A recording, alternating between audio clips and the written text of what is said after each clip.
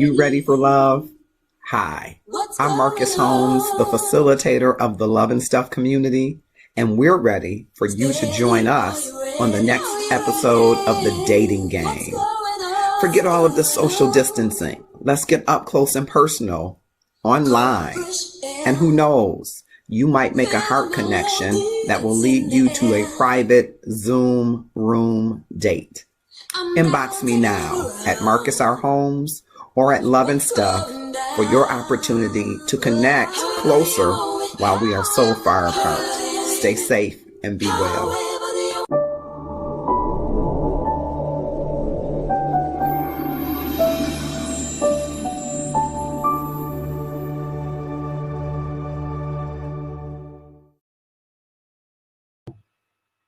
And good evening. I am Marcus Holmes, and I'm excited to have you here with me on our regular Tuesday nights, Love and Stuff. I'm so excited to be here with you, and I thank all of you that are joining on various platforms through Restream. Those of you that are on the Marcus R. Holmes page or the Love and Stuff page or on Facebook. Those of you that are on Twitch TV or YouTube events, we appreciate you all. And I wanted to just take out a moment and thank you all for your support and your donations toward the 6 families that we are helping this year. We decided to up our love game and to help some families that were experiencing a tough time. And so within our Love and Stuff community, we talked to some of you that are in our community, and you knew right away some of the folks that needed some assistance. And so we're so grateful that we're connected to such amazing people. We are going to wrap it up today, the giving. So if you are still wanting to give these last few hours of this day, we're wrapping it up so that we can transfer the monies to a store gift card or a Visa gift card or Cash App these families so that they will have a little bit more in their coffers, if you will, to help them during a time of pandemic. So I just want to thank you, all of you, and any of you that have given in any way. Of course, you can still go to hr-passion-guy.myshopify.com, purchase one of the gift boxes. 100% of the gift box proceeds go toward these families. So we're splitting it among all 6. Each of them will get an equal split of the monies that are raised. The gift boxes are $10, $20, and $50. So it's not an actual gift box, right? It's a virtual gift box, more or less. And so we will use those dollars to transfer them so that these families can, again, have something extra in their coffers, if you will, today. And so I'm just looking across platforms, just checking in to see who's with us. Fantastic. All right, great. Okay, just checking, I'm sorry. Making sure we're live on one of these pages. It didn't look live. So I hope you will click share and tag some folks to join us. I see Carolyn Denise Bishop has joined us, home from the hospital. Thank God for that.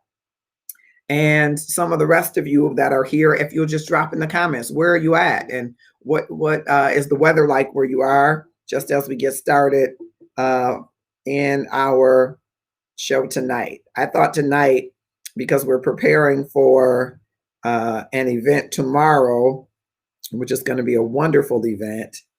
I'm not seeing us live on the page. Somebody help me out there.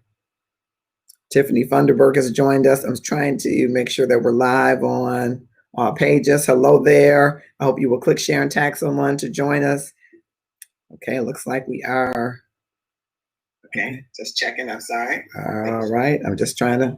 All right, make sure that I can see. Corey Reed has joined us. Thank you so much. I hope that you will click share and tag someone to join us in the discussion. And if you'd like to join us in the discussion live, tonight we decided that we have a wonderful presentation tomorrow. We just initially, because we have been blessed on this platform to do some online events, we had scheduled to do a different online event. But once we realized and decided that we wanted to, I know, stop doing it. Okay. We wanted to help families. We didn't want you spending money for a ticket. We wanted you to spend your money toward helping families. And so instead of the event having a ticketed price, the event tomorrow is free. And so it will be on all of our platforms through Restream. And it really is, I think, a wonderful production. You're going to have some narration, some music, some acting. It's going to be, I don't want to give it away, but I want to tell you who's going to be there. Actress Aria Moody stars in this, and you may have seen her in a number of shows that are happening in and around the country, the world. I mean, she's on Amazon Prime with one of her shows, and we're so glad she's a part of our Love and Stuff community. Valencia Mama V. Etner, who is a member of our Love and Stuff community, who's also an actress. She will be there tomorrow acting, and I'm hoping that they'll come through tonight so we can talk a little bit to them.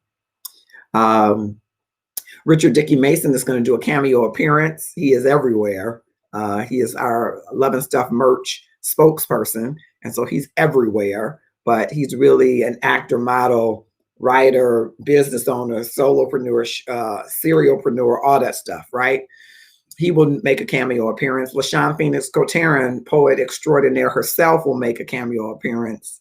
Psalmist April Sheard and psalmist Cheryl Shantae, who are some, you'll hear their gorgeous voices, and some other voices that will be in there, other gorgeous voices. Kylie Douglas is going to come and play us some wonderful music. Our own Darren Williams is going to be there with some scripture and narration. It's going to be a wonderful, wonderful, wonderful event. And you don't want to miss it. It's 6 o'clock Eastern Standard Time right here on Facebook Live. It's going to be on LinkedIn Live. It's going to be on YouTube events. It's free. So there is an event. You don't have to sign up, but you can.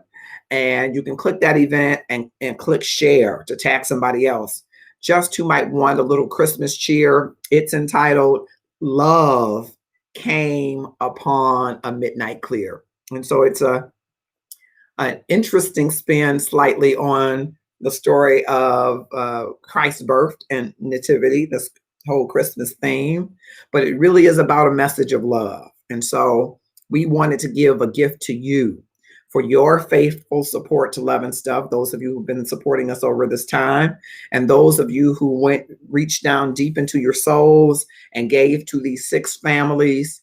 We just want to say thank you with a little love and stuff, a little humor in there, I think, a little drama in there, maybe a little bit, certainly some truth and recounting of historical facts, some great music. I hope you will be you will really enjoy the music. And I hope that, you'll watch it with your husband, your wife, your children, your parents, your significant other, your life partner, that you will watch it and enjoy it so much. So that's tomorrow, Wednesday, December 23rd, 6 o'clock p.m. Eastern Standard Time, right here on Facebook Live. And I hope that you will click share and tag and invite some other folks to join us. It, I believe, will be a great, great time. And I'm excited at the prospect that you might join us and be thoroughly pleased and blessed and lifted. And so I've asked a couple of people to join us who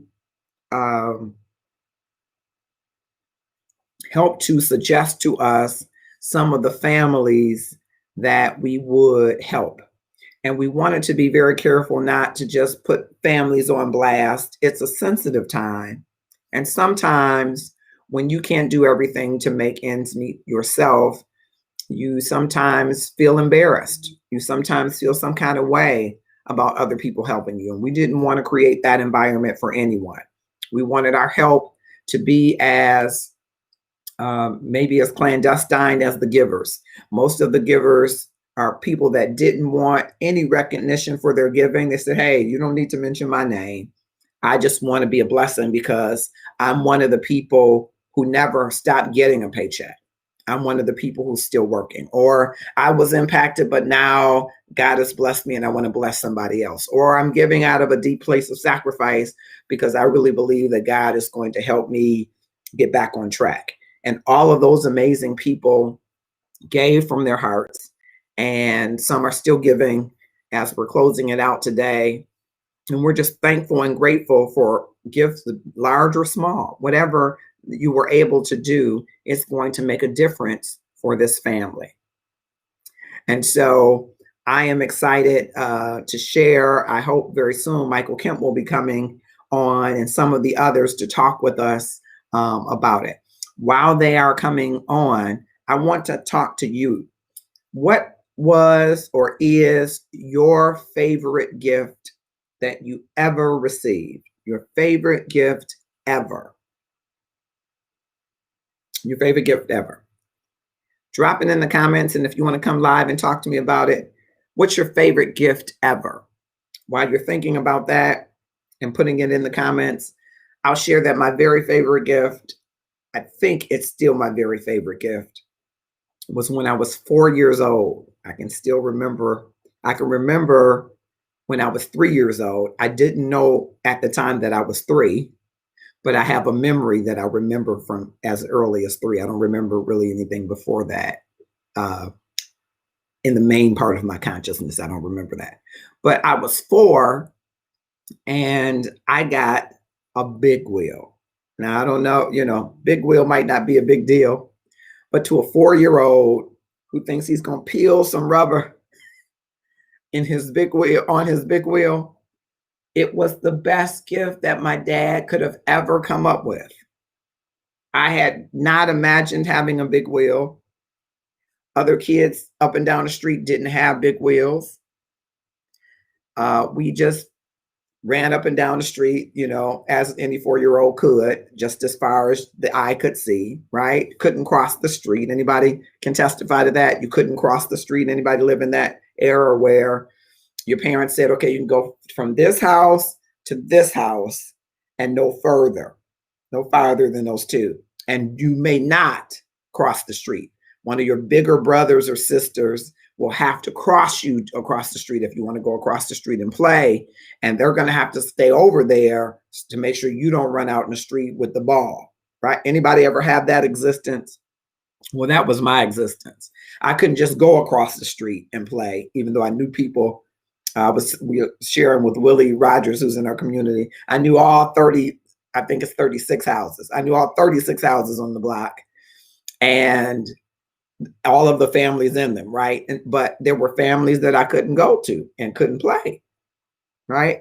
So I had to follow the rules and not cross the street. So I had this big wheel that my dad bought me and brought it home. And normally, as the years progressed, normally when he brought something home, he had to put it together. And so I might have seen the box and be like, oh my goodness, and I just couldn't wait. But this big wheel was already put together when I was surprised with it. So it was a surprise to me. It was already put together. And it had yellow handlebars. It had a red seat and had blue spokes in the wheel. And you couldn't tell me nothing on a big wheel. It was better than G.I. Joe. And I must admit, G.I. Joe was my friend until I was 10. But it was the best thing. And I remember saying to my dad, Daddy, you're the best daddy in the whole wide world. I must have said that. I also used that line when I got in trouble or when I wanted something extra. But I really meant it that time. You're the best daddy in the whole wide world. And I can tell you from suits, my dad would buy one good suit from Hudson's, but other suits from JCPenney's and Montgomery Ward's because he said these are durable. They're going to last longer. If you don't grow like a weed, was his saying. But of all of the things I can recall that he bought, that big wheel stands out to me because it was ready, set, go. And I had no idea. I don't even know if I knew at the time what a big wheel was. I just knew I couldn't wait to ride it. I have a cousin named Corey, whose dad, my Uncle Roger, bless his memory, came down, brought him down, him and my Aunt Irene. And I remember riding the big wheel in the street, and I wasn't supposed to, and a car hit me. And I was scared to ride that big wheel for a while. And Corey was like, it's all right. We can ride it. We can play. He was always that cousin who was kind of one of the cousins trying to protect me. But I had not thought of big wheels before that. It was the most amazing surprise in my life. I knew I could ride it, but I was just so excited. And the feeling that I had then, I still remember today. And I don't know if you're watching me, I'm still excited about having had that experience of a big wheel, That was my favorite gift. Of course, my favorite Christmas gift was my first color and activity book. Awesome, awesome, awesome. Then my favorite gift to have given would have been to my sweetest sweetie girl in the whole wide world. And we had a Christmas where it was a tough year, a tough Christmas. And I said, well, sweetie, I'm going to get you a few things. But I had planned to really get her a lot of stuff. But I told her, I'm going to get you a few things. She said, oh, Uncle, that's okay. I understand whatever you get me. I'm so thankful. And that's always the kid she's always been. She's always been very thankful and grateful for anything that I've given her. And it was a purse year. She loves purses. So I had bought her these series of purses, and I put some of the purses inside of other purses inside of a box that it looked like it was paper only, but there was a hidden compartment kind of piece underneath it.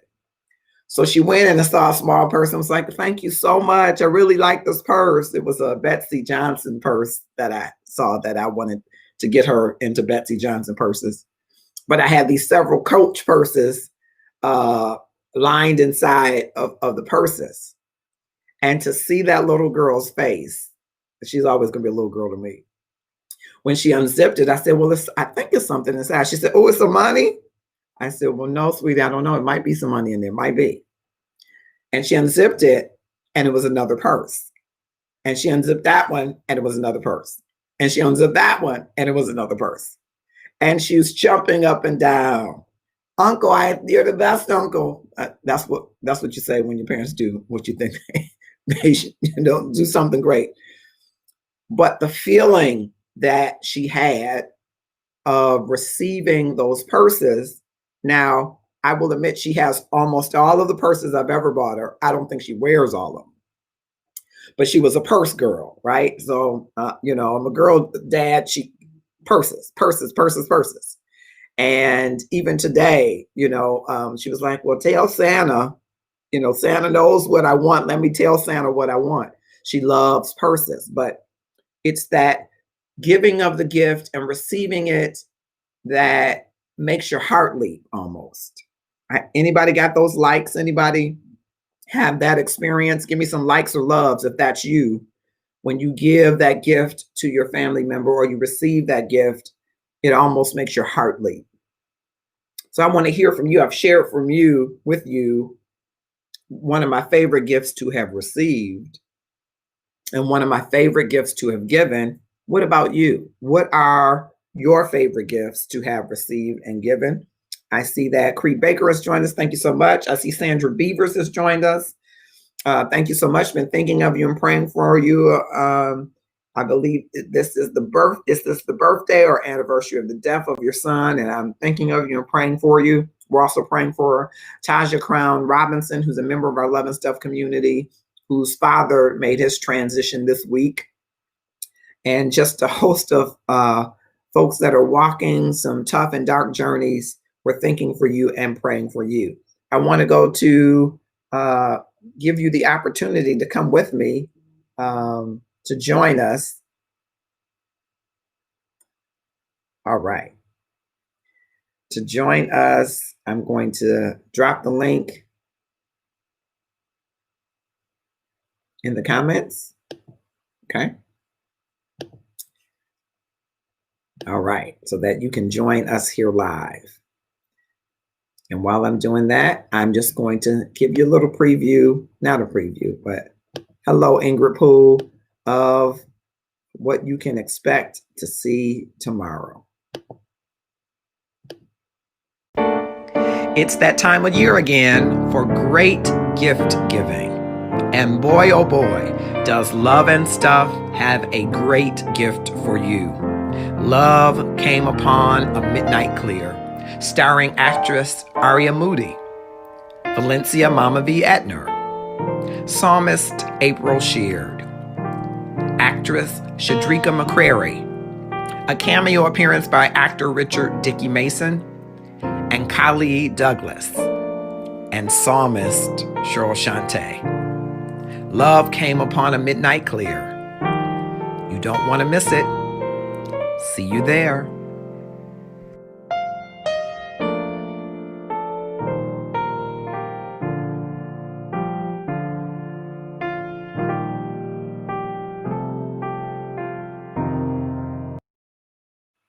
So we don't want you to miss it tomorrow. It's our gift to you, to the Love and Stuff community and the love community at large. It is going to be great. It's going to be music. There's going to be acting, some narration. I think you're going to have a great time. And I hope that you will join us. It's absolutely free. We decided that we would make this a free event because you all have been giving so much, helping families, helping the 6 families that we've designated by donating the love gift boxes. And we're going to split that even to across all 6 families so that they will have it by Christmas Eve. We want to thank you for your giving, and we'll be wrapping that giving up tonight. So, you can still give if you're so inclined. But we're so grateful. So we said, hey, tomorrow we're going to just do a production. We're going to do, it's called Love Came Upon a Midnight Clear, and I think you will enjoy it. It will be a great time. I hope you will click share and invite some folks to join us for that great event. I think you'll have a wonderful time, and I think it'll be a fantastic opportunity to think about the message of love, and that even in dark times, there is the opportunity to see and hear a clear message of love. That's what we hope that you will be able to do. And yes, that's what we will do. So I'm going to drop the link in the comments so that you can, if you want to come on. Nicole Baldwin is here. I am so excited to have her here. Nicole, I'm dropping the link in the comments. I hope you will come on for just a moment, because I really am just so thankful, so grateful for your support in this community. You are an outstanding young lady. Ursula Bird, Merritt Bird, is here. She's a part of the production tomorrow. Ursula, I just dropped the link in the comments. I'd like for you to come on. We're just going to talk a little bit to you about this production, and for Nicole about giving. We'll talk a little bit about that. So thank you so much for joining, Ursula Bird Merritt. I see Sandra says his birthday mark is today. I got the news that his dad will be getting resentenced to 29 to life. They only gave him 5 to 15. God is good. We're certainly praying for you. I know that while that might bring you some solace, I know it doesn't bring your son back. And so I can tell just over watching some of your posts how much you love your son, Sandra. And so I'm praying for you. I really am. It's a tough time of year to be without those that you love. And so air hugs from me to you from the Love and Stuff community. And I concur with Nicole, prayers for all of those who have experienced some type of loss. I would say, I have said in times past, because we're on a gratefulness journey every day, that it's important that you cherish those that are gone as well as those that are still here. And a wise man once told me it's okay to talk to those that are gone. It could bring you comfort, peace, and reflection. One of the other things, and I thought that was great advice, that I do is I keep some mementos. So my mother passed shortly before Christmas. And so I had purchased Christmas gifts. I didn't, stop purchasing Christmas gifts for Christmas. And I kept some of those Christmas gifts just as a reflection. Some of them I gave away in her memory, which is an awesome thing to do. But I also kept some of them as mementos of reflection. And every now and then, I can pull them out and think about how she would have worn them or how she would have enjoyed them. I also have mementos. My mom was very big on cards. She would spend 20, 30 minutes in the Hallmark section picking out cards in advance for some future period. And she just believed in having just the right card. Well, I saved all her cards, all of the cards that she would have purchased, and all of the cards that she gave to me. I kept all of those cards. And sometimes I go back to them and I read them. And read some of the funny things that she said, sometimes some of the hilariously funny things she said, and sometimes some of the most warm and sentimental things she said as well. So I invite you to do that same thing. All right. So Nicole, click on the link. I need you to come to join us. Ursula Merritt, if you're still here, click on the link. I need you to join us. I just want to take a moment and thank all of you that are joining us on all platforms. I hope you will click share and tag someone to join us. I want to hear from you, and I really want you to join us to come in and share a little bit about your favorite gift that you received and the favorite gift that you have been given. Okay? Valencia Edner, who is one of our stars in tomorrow's production. I'm so excited. Valencia is a pastor, social justice activist, counselor, all of that great stuff, mentor, and she's also an actress, which people do know who know her or who know about the theater world, but she doesn't do maybe as much acting as she's done in the past. So Valencia, the link is there. I'd love for you to come join me for a minute. It's so important to grieve well and with intentionality. Finding a way to honor the memory helps with the void. Absolutely does. It does help with the void. I was saying to Sandra Beavers, because I know I've watched her over these years that she's been in the community, and I know that she really loves her son. And what a tragedy, a tragic way for him to leave this world at the hands of his father. My heart goes out to you. I can only imagine that. And while there is new justice, if you will, it still doesn't bring your son back. And so my thoughts and prayers are certainly with you. So I'm looking for you to join me, Valencia. I'm looking for you to join me, especially Nicole and Valencia. I want to just talk to you a little bit about the giving. And then I'd just like you to see Ursula Merritt, because you'll see her tomorrow in some of the production. It's going to have both live and some pre-recorded pieces in it. So I want you to know that. And oh, wonderful. And Jacob Moore, my cousin, has joined. His mother made her transition. And Jacob, I'm thinking and praying for you and Dana and Brandy in this time. Right? It gives me peace. Well, I'm glad it does provide you some peace. I understand that. I think I really do. Our senior associate producer has joined us as well. Thank you. I hope all of you that are joining will click share and tag someone to join us in the discussion. We're talking about the best gift that you've ever given and the best gift that you've ever received. The link is in the comments, and I hope that you will join me live here in the studio because I want you to share yours. I shared mine earlier. My favorite gift was the big wheel at age 4. I mean, absolutely nothing topped it. And I think I've had some pretty fantastic gifts.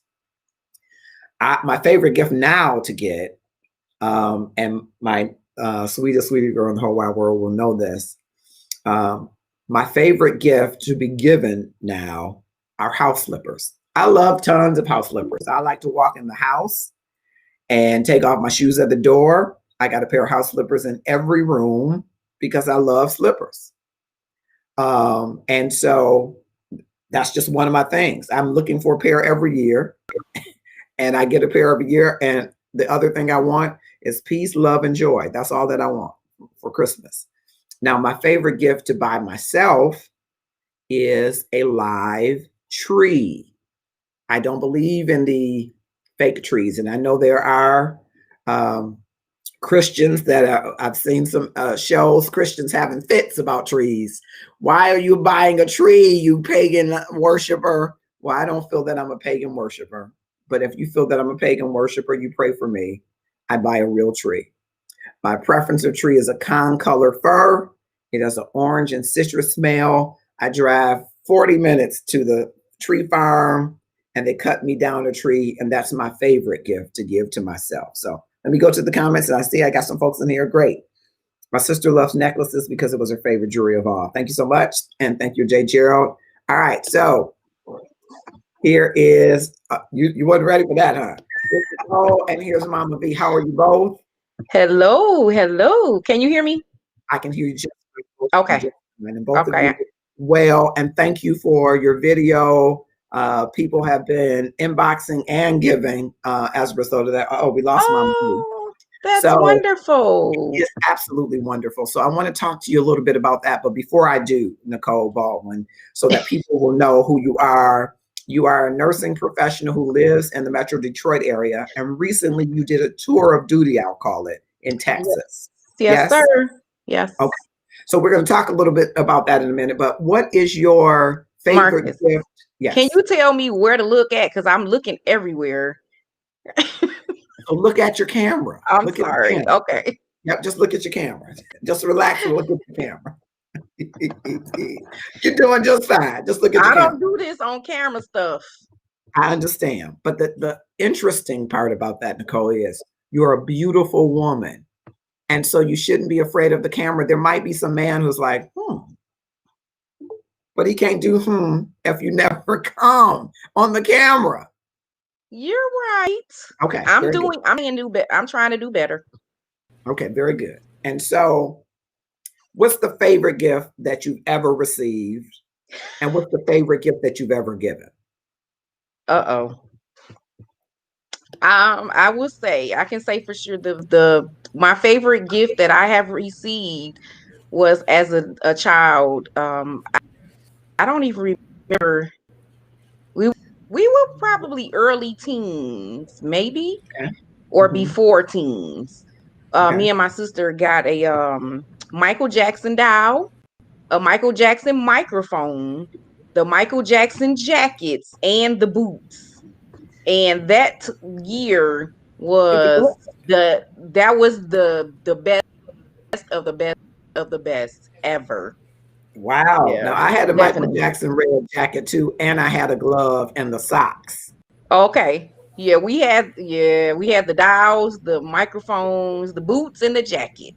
And so what was your favorite song to impersonate? Did you have a favorite song?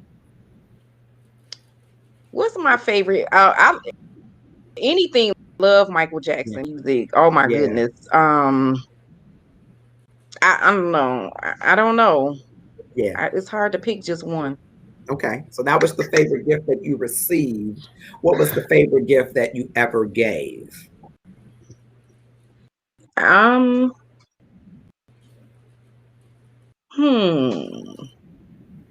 know. What's my favorite gift I ever gave? Usually I just give when it's a need, not necessarily those, like, you know how people give gifts, they give things that people want.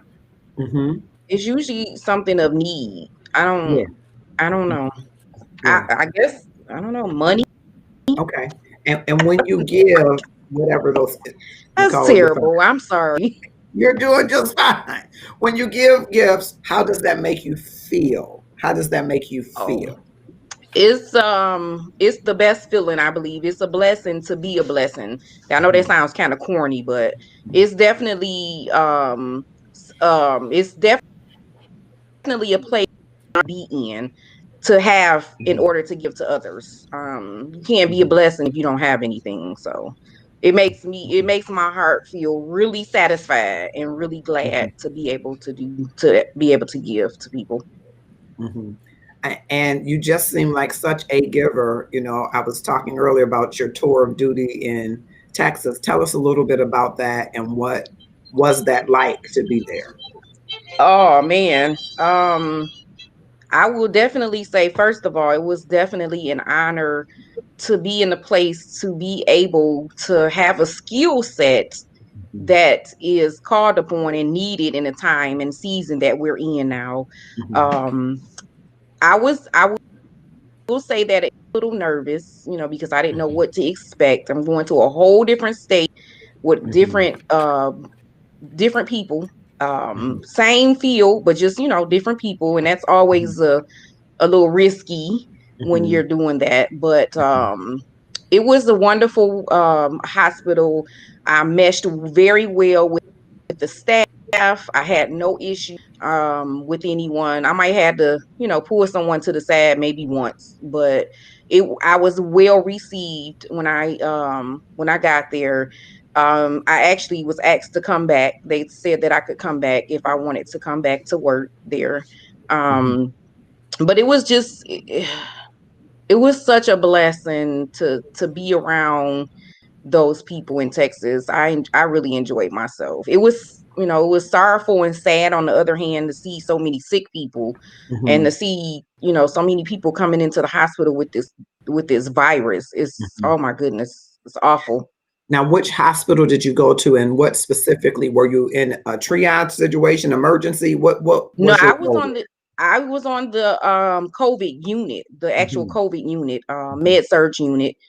I was at one of the locations for Memorial Hermann in Texas, in Houston. Yeah. I was gonna say something. What was I gonna say? So you were on the I'm unit. sorry. Go ahead. That's okay. I got a chance to communicate with a couple patients, just about what happened and how they contracted the disease and things like that. And it it was more so sad to see the older generation affected, because family members wanted to come over and visit, or they wanted to do different things, throughout the week and whatnot. And then they end up getting sick. And it's really sad, to see some things happen that could have been prevented. But needless to say, my call to be there was definitely one that I didn't take lightly at all. I took it very serious. I didn't expect to be there so long. It was supposed to be. How long were you there? I was there for 4 months. Wow. And how long had you anticipated being there? 30 days. Wow. Right. Wow. Yeah. And so, being there, did you see a lot of people transition? What was the atmosphere like? Oh yeah, it was a heavy atmosphere. If I didn't see the transition of death, I was in ear reach of it. Because in the hospital they do all the overhead paging when there are cold blues or rapid response. So usually we hear it all night, and it was very emotional.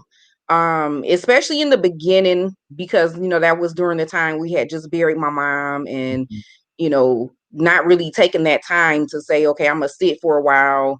Well, I just went back to work. I think I took a week off, and then I went back to work at my job here in Michigan. And then shortly after that, I had decided to take this assignment in Texas. Yeah, I didn't expect for it to go that long. And did you feel, it's a whole nother path, Nicole, but did you feel that in some way you got comfort or strength from helping others during a time when you needed to be having some comfort for yourself? I did. I actually did. I love working with the elderly population. Their population is so funny to me. And they tell us everything, every secret or whatever it is they want to talk about, they tell us everything. So I really enjoy being able to take care of those that were of senior age. It sort of reminded me of my mom or whatnot. So, she would be very proud. I would definitely say that. And I got a chance to kind of bond with some of the, some of the patients. Mhm. It was definitely hard because you're usually, as a nurse, you're usually used to spending more time with your patients. Well, Mhm. they usually kind of want us to not be in the room so long, because we want to kind of cut down on any kind of what's the word I'm looking for? Transmission, Okay. or whatnot. So you want to cut down that timing, but I still was able to make that decision for myself of how long, to spend with the patients. And it was definitely different because in Texas, the population, you have a different population. Mhm. They speak a lot of Spanish. Okay. So I don't know if you probably saw a lot of my posts that I made I and did. doing some things in Spanish and whatnot. And Mhm. that was fun. I Yeah. learned a lot from the patients from that different population. Just different. It was just different. It was different altogether. Different from Michigan population. I will say that. Yeah. So, And I'm going to bring in Valencia in one second. I want to ask, okay. what important lessons did you learn from your time there and giving? What did you learn? Oh, wow. I would say the biggest thing that I learned was to be tolerant of all people. Mm. That to me was a huge, just because you're going into a different atmosphere, not your natural, not from your home. Mhm. And you have to be tolerant of other people, their beliefs, the Mhm. different ideas they have. Mhm. No matter what it is that you believe, or whatever it is that you think about, theirs might be different. So you have to really be tolerant and be patient. Patience is huge. That's a Mhm. big thing, and just be open and loving to people, be loving and caring, and just listen, learn to listen, be Mhm. able to listen, listen to understand, not listen just to listen, listening to understand. Got it. That's great Yeah. advice. Evelyn Graham has joined us, as well as DJam, the one and only. Thank you for joining us. I hope you will click, share, and tag some folks to join us in the discussion. I'm talking with Nicole Baldwin, a nursing professional who is giving and gave, not only to support the efforts of our giving to the 6 families, but gave her time and put her life on the line, really, as an essential worker working on the front line in Houston, Texas, in the hospital during the heat of the COVID-19 battle, even though we're still in the battle. But during the heat of Yeah. the battle, she went to Texas and served there, and is just sharing that she connected and made some bonds with a senior during a time when she was still walking in her own moments of grief. Which I commend you with that. Yeah. Nicole, while we're waiting for Valencia, I think maybe she was having some challenges Okay. connecting. So you had, we started to look for families that we would help, Yes. and you were an intricate part of that, helping us find families. And so we won't give the names of families. I just don't want to put people on blast. I want people to feel that we're Right. not making any kind of spectacle of them. But can you Right. tell us just a little bit about the 2 families? I know there are children involved in those families, and that must, Yes. it fills me up because I love children. I like Absolutely. love seniors, but I love children too. Those are my 2 Yeah. favorite groups of people. Right. No diss to anybody else. I love everybody else, but I love seniors and children especially. And so Right. anytime that we can help families with children, it really warms my heart. So tell me about how it came that you helped us, and you have really stepped up and really helped us. So thank you so much for that. Well, the 2 families are very giving themselves. Mhm. They work very hard, and Mhm.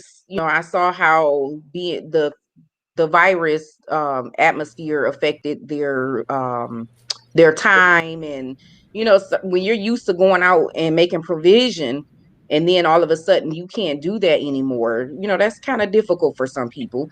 Not and They have no idea. So, Yeah, um, but which I they are think lead is people. They give wonderful. the heart. So I believe that they deserve, to be included in this. Yeah. And my sister actually helped with the idea as well with the 2 families. So Kudos to Yvette. We love her here as well. So thank her so much. I I will. love that element of surprise. I do. Yes. Because Yes. I think sometimes it's the best thing when you're a giver and then somebody turns around and gives to you and you're not expecting it. That's the kind Yeah. of memory I have, Nicole, of the big wheel that my dad bought. I was not expecting the big wheel. And I'm telling you, I think I've had some pretty fantastic gifts, but nothing Right. like the big wheel. I wasn't expecting it. Nobody else had one. And so I get this big wheel and everybody's like, ooh, let me ride. And of course I had to share. I had to work on learning to share, but Right. Yeah. it was the element of surprise that someone thought to do something great and nice for me. And so I'm so excited for that. And so you were in Houston, Pastor Valencia, Mama V, you're in Houston. And Hi, I don't know if you had a chance to connect while you were down there, but I was coming in and out, line. so I couldn't hear what hospital you were with. Where were Memorial Hermann. Okay. Yeah. That's a hospital system there in Texas. It's a big hospital system. Okay. All right. And so you've been on the front lines too, helping families and helping in devastation and different things that have happened in Houston, Texas. So what can you recall was your favorite gift to receive and your favorite gift to give before we get into talking a little bit about the family in Houston that we're helping? I really don't, sometimes you realize how much you've changed over the years. But my favorite gift as a child was when I got the Easy Bake Oven system. Every girl says that. My sister Adrian, and I hate to say it now because it kind of just pigeonholes you into this in the kitchen thing. But that Easy Bake Oven was like, it made the tea parties no longer fake. It was like the thing. Yeah. I don't feel bad. My sister Adrian had one, and Adrian could not cook a lick, bless her memory, but she had an Easy Bake Oven. So okay. And the game Operation. Oh yeah. I wanted Operation for Christmas and I got it. And I think we played Operation all day long. Christmas. Yeah, Day. That's a good game. I might have to revive that for Autumn. Yeah, I don't think she's good. You'd like that, Nicole. Yeah. You know Operation Nicole? I'm too competitive for that one. Man, I used to play it, but I used to get so mad because the red thing, the light would come on. So it buzzed you. Yeah. You gotta have the precision, get it down. I was too anxious. Yeah. And what would you say was your favorite or most memorable gift that you gave? I think it changes every year, Marcus. And this year was no exception. We, Sunday afternoon, we took purses full of toiletries and needs to the homeless community and bags. And to watch them sit on that curb and open those bags like they had just gotten the bags that they get at the Grammy Awards, those little bundles that they give them, they were so excited. And there's nothing like that feeling to know that you just took somebody from the depths of nobody cares about me to somebody does. And that's the greatest thing in the world. And the more things like that happen, it's really hard for me to deal with the commercial gift because there's so many heart gifts that we need to give. And, and just to give of ourselves. Sometimes it's just important to, give the gift of you, because nobody is you. So when you give the gift of you, nobody gets anything that's a replication. And then you get to re-gift it over and over and over again. And nobody feels any way about that. Yeah. The great Dr. Carlisle Fielding Stewart says, thank you for the gift of your presence. He always says that when someone comes into his presence, because he says your presence is a gift. And I wonder if we treated each other in that regard, what a different kind of relationship and world we might have. Well, we definitely have a different nation. a different neighborhood, a different hood. Different neighborhood. Yeah. A different church, a different A different sorority, a church, different definitely. fraternity. Right. Yeah. And so what does it do, this, because you're two giving people serving on the front line, what does it do to your gratefulness journey? What does it do to your gratefulness to experience? Because I think you can quickly forget that there are people that are way less fortunate than you until you encounter them in a way, or regularly encounter them and say, well, wait a minute, someone who is fighting for their life, it might shift your perspective when you just feel like you don't want to get out the bed. It might shift those things that you think are major and big, they become pretty small. So how does it impact your gratefulness journey? And I think Valencia has frozen. So Nicole, how does it impact your journey? Hugely. You just said a word right there. Every day that I was able to get up and get dressed and go to work, everything that I was dealing with didn't even really have any weight anymore, because people are fighting for their lives. So how dare I complain about anything when I can still breathe, I can still get up and take care of myself, and just the little menial things that we take for granted every day, like being able to wash up, being able to brush our teeth, being able to put on our socks, just opening your eyes and opening your lungs up and breathe. And those things, those bare necessities, are things that the patients who are suffering, they can't do those things. So we have to help them and assist them in just about every activity of daily living, is what we call the ADLs, activity of daily living.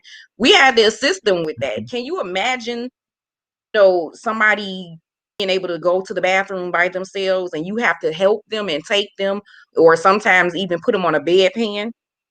That can be humiliating for some people. It takes away their independence.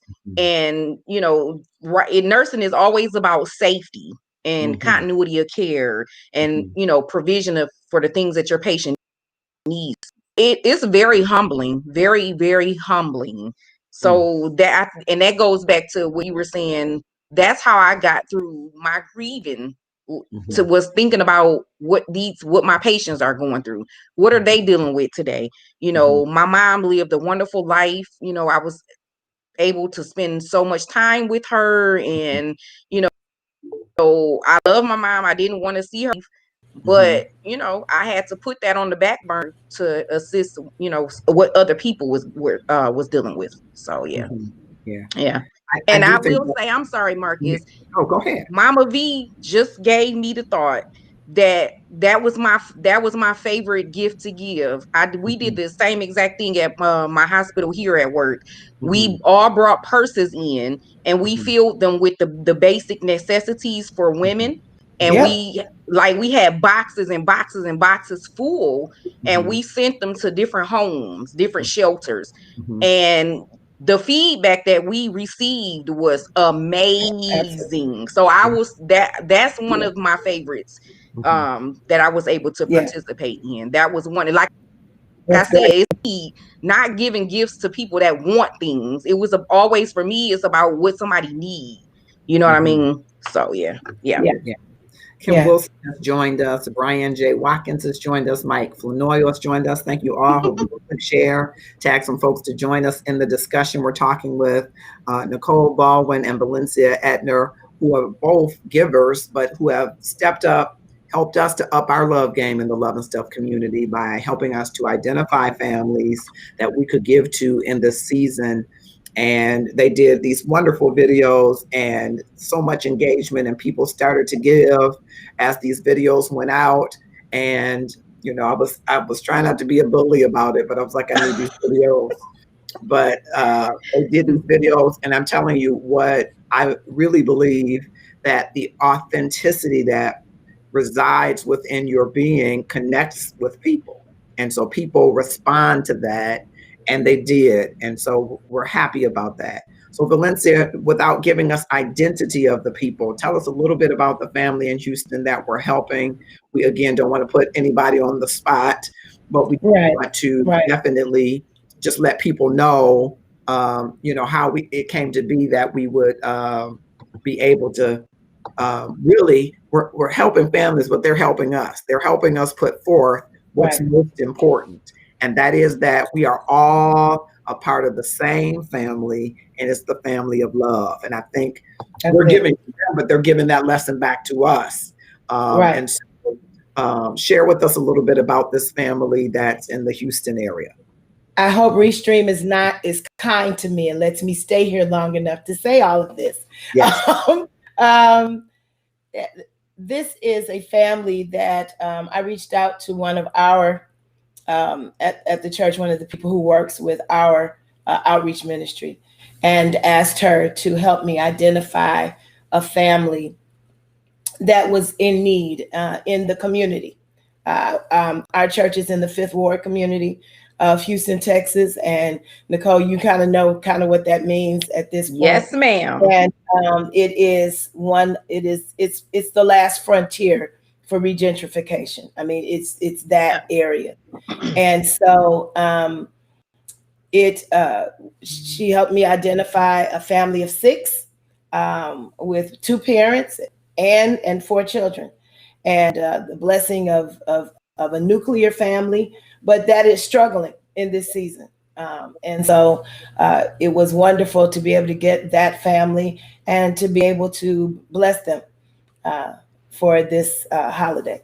So, I call it a holiday, but this remembrance of the gift we were given so that we could turn around and be givers. I guess that's the best way for me to put that. It's not really a holiday. It's a day to look at the depth of love that was given to us so that we in turn give to others. So yeah, I like that. I do regard it a holiday, but I like that expansive definition, or maybe even narrowing. And one of the things I think about it, I think about the Magi, and I think about bringing value to someone or somebody who you hold in high esteem because they are, for whatever reason, a part of the human race, a part of the kingdom of God, the chosen one of God. But I think we all have some gift of value that we can bring to those that are worthy of it. We just have to reframe our definition of worthy, I think. And in saying that,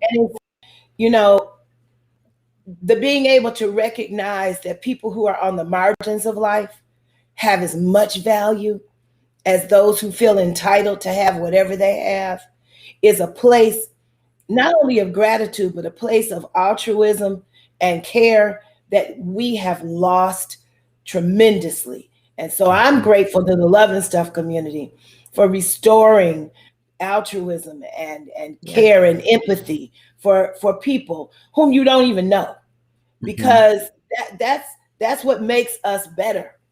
That's what makes us, our best selves, is that we are able to look beyond ourselves and give to someone else, not knowing them, just knowing that they have a need and that they don't need to know we did it. Just the knowledge that they have been helped and cared for is enough to do it for us. Yeah, I think that is spot on. I think the great hearts in the Love and Stuff community, like Nicole and many, many, many others, who just stepped up and said, what can I do? And here's what I can do. And I want to do more. And some came back and said, I want to do more. That's really a gratefulness journey right there. Yeah, the gratefulness journey of people help them to turn around and be a blessing to other people. Because you can't bless people like that and it be genuine if you aren't grateful. You just can't. Right. Yeah. And even one of the givers, he was saying the very thing. He said, I really have so much to be grateful for because I didn't miss a meal. I didn't miss a check. And so why would I not put myself in a position to be a blessing to somebody else when God had blessed me and kept me and provided for me? And so I told him I wouldn't Beyond say. what I could have even imagined.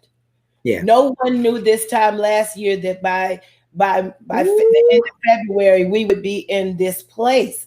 Mm.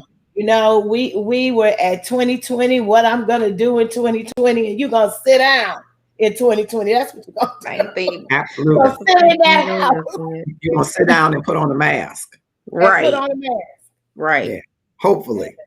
Prayerfully, yes. Yes. Hopefully. But Nicole, let me say to you while I have some feed, thank you for being the kind of person who allowed your heart and your skill set to work hand in hand. Because in this time, we could not have made it without those of you who are first responders, those of you who are on that front line. I mean, like we might be on the front line for prayer, but you all were on the practical, hands-on front line during all of this, and you're still there. And so I'm just grateful to you, your colleagues. Please tell them they are, that we thank them and we are grateful for them, because you all have been the gift to this country all year long. You have been the ultimate gift we could have had. Those who work tirelessly, who do 12 and 14-hour shifts, putting their own lives in jeopardy. Listen, you all are the gift that we got to receive. So if you want to talk about the best gift we've ever gotten, y'all, because there are people it's really a blessing here alone, and the only people they had was you. Yeah. It's a God thing. Definitely a God thing. Nothing is not anything that we've done. It's all about God. Yeah. Let me go to the comments because I am waiting for Michael Kemp to join us to tell us about one of the other families and how we came to helping them. Bilal Muhammad has joined us. Thank you, sir, for coming to Love and Stuff. I hope you will click share and tag some folks to join us. Thank those of you that are watching on YouTube events. I would say tag somebody that you can like on YouTube events, so you can't tag and share it in that way. But please share widely the content. So you both were in Houston, both in the 5th Ward at a point? What? You were medical center? No, I was in the Westchester area. Okay. Oh, yeah. So she was some way away. But there, it's a big system. It's a huge hospital system. Or should I say West Chase? Sorry. West Chase. I know what you meant. Okay. Yeah. So yeah, they have like 12 different locations of hospitals in that one system. So yeah. It's humongous. Houston is healthcare central. It really is. It's humongous in Houston too. Yeah. And they told me what areas to stay away from. So because I like to walk. Where it is. Right. Yeah. Right. Yeah. Good people in 5th Ward though. And people who have stayed and have weathered the storms and are now prayerfully getting ready to see the turnaround. So absolutely. Yeah, absolutely. Yeah. All right. Gloria Walker has joined us. Thank you so much for coming to Love and Stuff. And those of you that are just joining on the Love and Stuff page, thank you so much.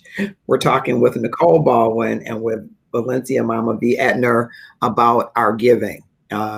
It's always a season of giving, but especially in this time of pandemic and unfortunate and unprecedented time of loss and devastation, it's great to see that there are people willing to stand in the gap and say, we are all one family, and what can we do to help those that are in need within our family? We're looking for Michael Kemp to join us. All right. Click on that link, sir. Click on that link. Tell Michael to come rescue us off this camera. No, you don't need rescuing. I told you before, you got to get in the camera because there is some man out there who wants to see this beautiful face that we're talking about. So I made sure that when I did my commercial, I threw a picture up there, said Nicole, just so that so some brother would say, because when you are, I believe, this is one of my beliefs, that when you're in the center of doing what you have been called to do and still you're the most attractive. You look more beautiful than you would ever look. That's it. You're the most. You could have rollers in your hair, but if you're nursing in the center of that love, somebody who's coming to visit the patient be like, I'm gonna be sick or something. I gotta get a room. Right?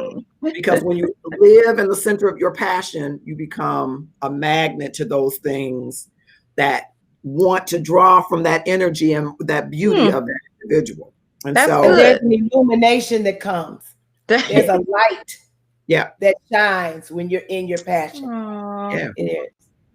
Yeah. So it's important that you're shown in that passion, and you just in your video, you just lit up, you know, about the opportunity to give. And so when my sister was the video director. Okay. Well, tell her she gets a star. She did a good job. She did a good job. Right here. Yeah, she did a good job. She captured you in the center of your passion and authenticity, which is what connects. Authenticity can be electricity if it's coming from the center of your passion. I'm trying. Right. I'm shy on camera though. So. You can give somebody goosebumps from your authenticity. Right. Yeah. I'm just saying what I'm saying. Come on. I was trying not to say it. Come on. So, and the same thing for Mama V. Sometimes I grapple with whether I'm going to say Mama V, because some people think mama and they think matronly, they think something. So sometimes I'm just like Valencia, because you know there are brothers out there that's like, okay, what's up with Valencia? I'm like, no, hold on. Let me tell you. Let me tell you how you get jacked up if you don't come right. Marcus is big. Marcus is very protective. Yeah. Let me tell you how you get jacked up if you don't come right. No. Okay. You gotta come right, or I'm first cousin to Peter. That's all I can tell you. I'm first cousin to Peter. I'm overcoming in holiness. I'm working on my soul salvation with fear and trembling. But one of my loyalist qualities is I'm loyal to the end. Right. And if I love you, I'm going to go to the wall for you. And I mean the wall. And so if somebody hurts somebody that I love, it's a real problem. And Jesus has to get me together. Right. So I say on the front end, when people are in the inbox, because, you know, that's how our show started, in the inbox. And they're like, what about so-and-so? I'm like, okay, you got the Holy Ghost? Now, my nephew told me I should not ask people if they have the Holy Ghost. And so I'm trying to figure out a different way so that I don't scare them off. I'm be like, have you talked to Jesus? Have you talked to Jesus? I got to figure out a way, but I'm not going to just introduce anybody to anybody. Number one, I'm 15 for 15. So I ain't fell off yet. Number two, I don't want anybody to come back at some point and say, I didn't know that, Marcus. Yeah, I'm 15 for 15. You're 15 for 15. I'm 15 for 15. That's good stuff. But as I say, you can't just introduce just anybody to anybody. Right. Especially if you know one of the somebodies, right? And then you might have to do some homework on the other person. Because you can meet someone as a casual acquaintance. I know we're going off the topic, but you can meet somebody as a casual acquaintance. No, love is coming on a midnight clear. Right. You meet a casual acquaintance, and it might take you a full year to find out the stuff that you need to know to tell somebody beware. Yeah. So you got to be careful with that. So while I'm, you know, I want Valencia to have the kind of love I know she's deserved for a long time. I want Nicole to have the kind of love. I'm also in my mind saying, now I know there's some folks that aren't quite together. And I understand you might not be all together when you meet somebody that you want to be with, but you got to be working on it hard. Right. You can't just meet somebody and say, I'm a mess. Well, you got to work on yourself. Exactly. Before you call yourself going to step to someone, because they got a whole life. And they got a whole reputation, and they got a whole community, and they got a whole heart. Right. So I'm very, Valencia's right. I'm very protective of her, as she was of me when I was younger. But I'm very protective because I'm like, it is. If we get in a relationship at this point, we're going to look for rings and houses and things.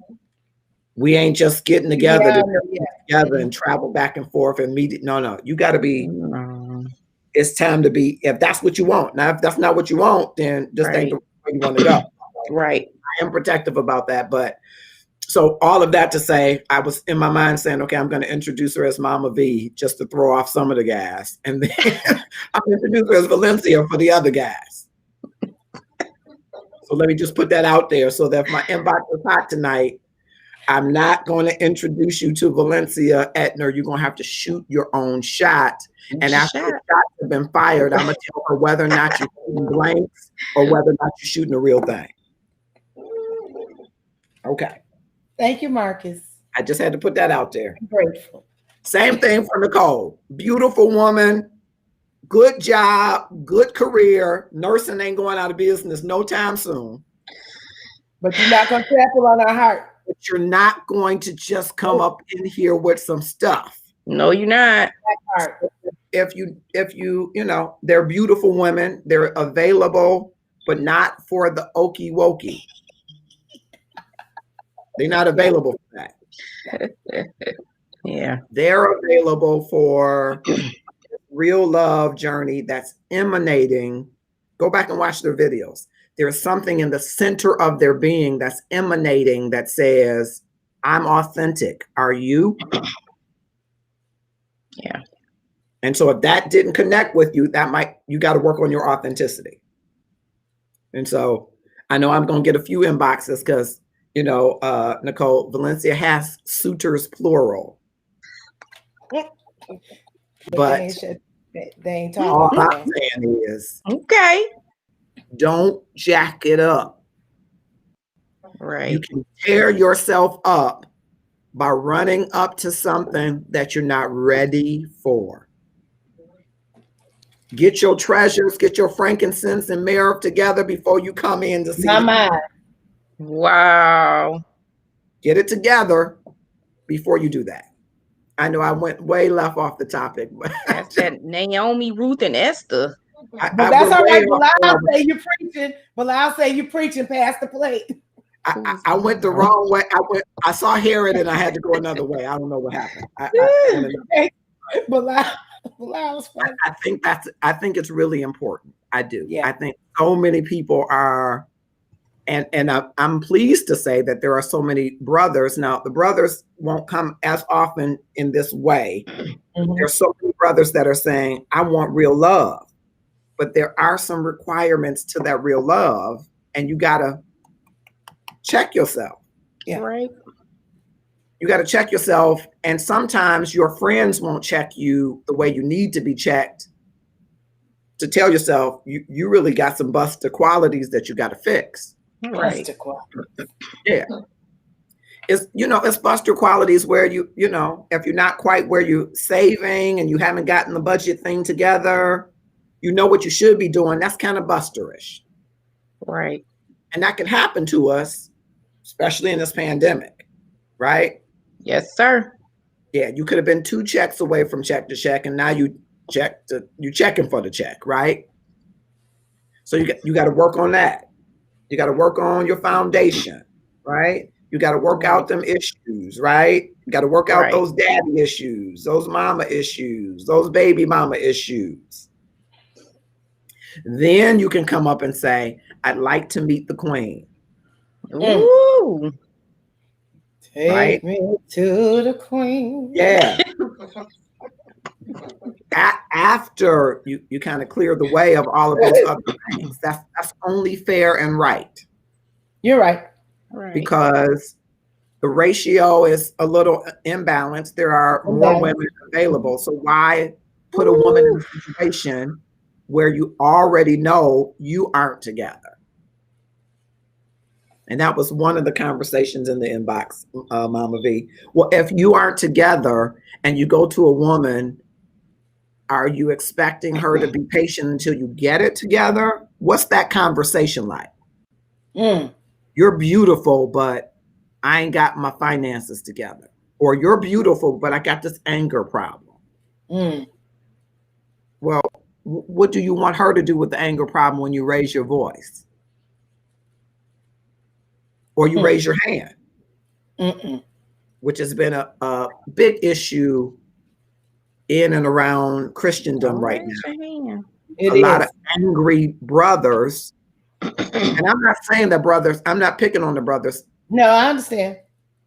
Brothers have a reason to be angry, but we haven't used the appropriate outlet. Yes. Yeah. We've been the ones who are holding up are not the outlet. We've been denied for houses. We didn't get that job. We didn't get that promotion. We don't have a great relationship. Some didn't with their father, with their mother, with the baby mom. You got reason to be upset, but how do you handle it when you're angry? Right. Because you can't take that to the woman that you date and talking about, but I'ma love you. But you can't raise your hand. No, that would be detrimental to your health. Well, I'm just saying. I said already that I'm first cousin to Peter. Now, you know, some will see this and say, but you about 2'2", but trust me. Right. Trust me. Mm-hmm. David was about 2'2" Goliath, and you see what happened. All I'm saying is you got to be careful, brothers. I don't went way over, but you got to be careful because these are some beautiful giving sisters, and I want to see them with brothers. So let me just throw my little interview in there. Bilal's talking about my mama. Yeah, I don't mean preaching. You know what I really want? I was telling my nephew this because, and I'm putting my nephew on blast. My nephew is closer in age to me. His mom was 15 years my senior. So I was kind of the oops. My parents were 39 and 40 when they had me, and they never went on another vacation after that. They said, oops. So my nephew is only 5 years my junior. And he has a beautiful girlfriend, but they're not married. And I say, hey, at the end of the day, I want you to be happy if you want to be in a relationship and in love. I want to see everybody in loving relationships, whatever that is for you. And I believe, this is what I believe. I'm not a preacher, though y'all think I'm preaching. I'm not a preacher at all. I just grew up under some good preachers. But this is my belief. This ain't what they told me. This is what I believe. I believe that God has designed an intent for the expression of his love in this world. I also believe he's given people the power of choice because he created us in his image with our own genius. And so along a continuum, he will allow you to do a lot of things, but they might not be the things he's designed for you to do. So my hope is that everybody gets the opportunity to experience the love that God has designed for your life. Right. Okay. And what does that look like? And if you have a different design than God has, that's for you to work out with God. That's how I feel about that. I feel you got to work out your own soul salvation with fear and trembling. And you got to find out what's this love quotient that I'm supposed to be meeting out and getting for what love is to be in my life. I really believe that. And so I want everybody to have the love relationship, and everybody, even in the middle of a pandemic, is saying, I want to be in love, or I want to be married, or I want to at least be in a loving, healthy relationship where he doesn't verbally abuse me, or she doesn't spend the money, or whatever it is, whatever the stuff is that complicates the love. Right. That's what I want to see for every soul, everybody. So when I see Nicole and I'm like, okay, Nicole is beautiful and has always been a faithful person and always been, brothers, oh, I done lost her too. Always been a pleasant person. Now y'all come back now. I didn't kick them out. They left. I did not kick them out. I don't kick people out. Okay, I don't know what happened, but you left. And Nicole has always been faithful and pleasant and the same since I've known her. Aww. She's always been kind and always been. You sure about that, Marcus? To me, I can't. I'm just joking. Now you're gonna make me go get some witnesses, but kind, the same, God-fearing, faithful. All of those are good qualities, I would think, that anybody would want in a mate. So I'm going to ask you, now that I have you on the spot, Nicole, Uh-oh. what are the qualities that you would look for in a mate? I'm gonna go to the comments while you think on that. Hassan has joined us. Heal yourself before you try to give yourself. That's good, Mahassan. I refuse to be in another toxic relationship. Oh, bless your heart. Keith Gregory has joined us on the Love and Stuff page. Thank you so much. I hope you'll click share and tag some folks. I'm talking to Nicole Baldwin, who happens to be single, but she's really looking for a really single. He got to be really single. Now you're about to hear about what are some of the qualities and traits that you would look for in a mate. Oh, okay. Well, for me, I am big with integrity, honesty, someone that listens, and a lot someone that knows how to express themselves without going overboard. Those are big things for me. Because I believe those things would, if you have those things, that covers a lot of other things. You know, if you have integrity, then you're definitely going to be an honest person. You know, that's a given. You very seldom have to worry about someone with integrity being a liar or thief or you know, things of that nature. I don't know, someone with a heart, someone that has a big heart for people, that's a loving person to others, that's not selfish or, you know. And I love communication is big for me. That's a big thing. I don't think that any relationship can go anywhere without communication. And being just sharing a bond, not being afraid to step outside of the waters and do something different. And when you say communication is big, what does communication look like to you? What does that mean? If there is an issue, don't be afraid to say. It doesn't have to be an argument, doesn't have to be screaming and yelling and having a fit. You know, it can be a calm conversation. When you have, you know, things that you want to express, don't be afraid to do that. Just be open, and, you know, hopefully the other person, well, if it's me, I'm going to be a communicator. I like to communicate. I don't like that awkward silence.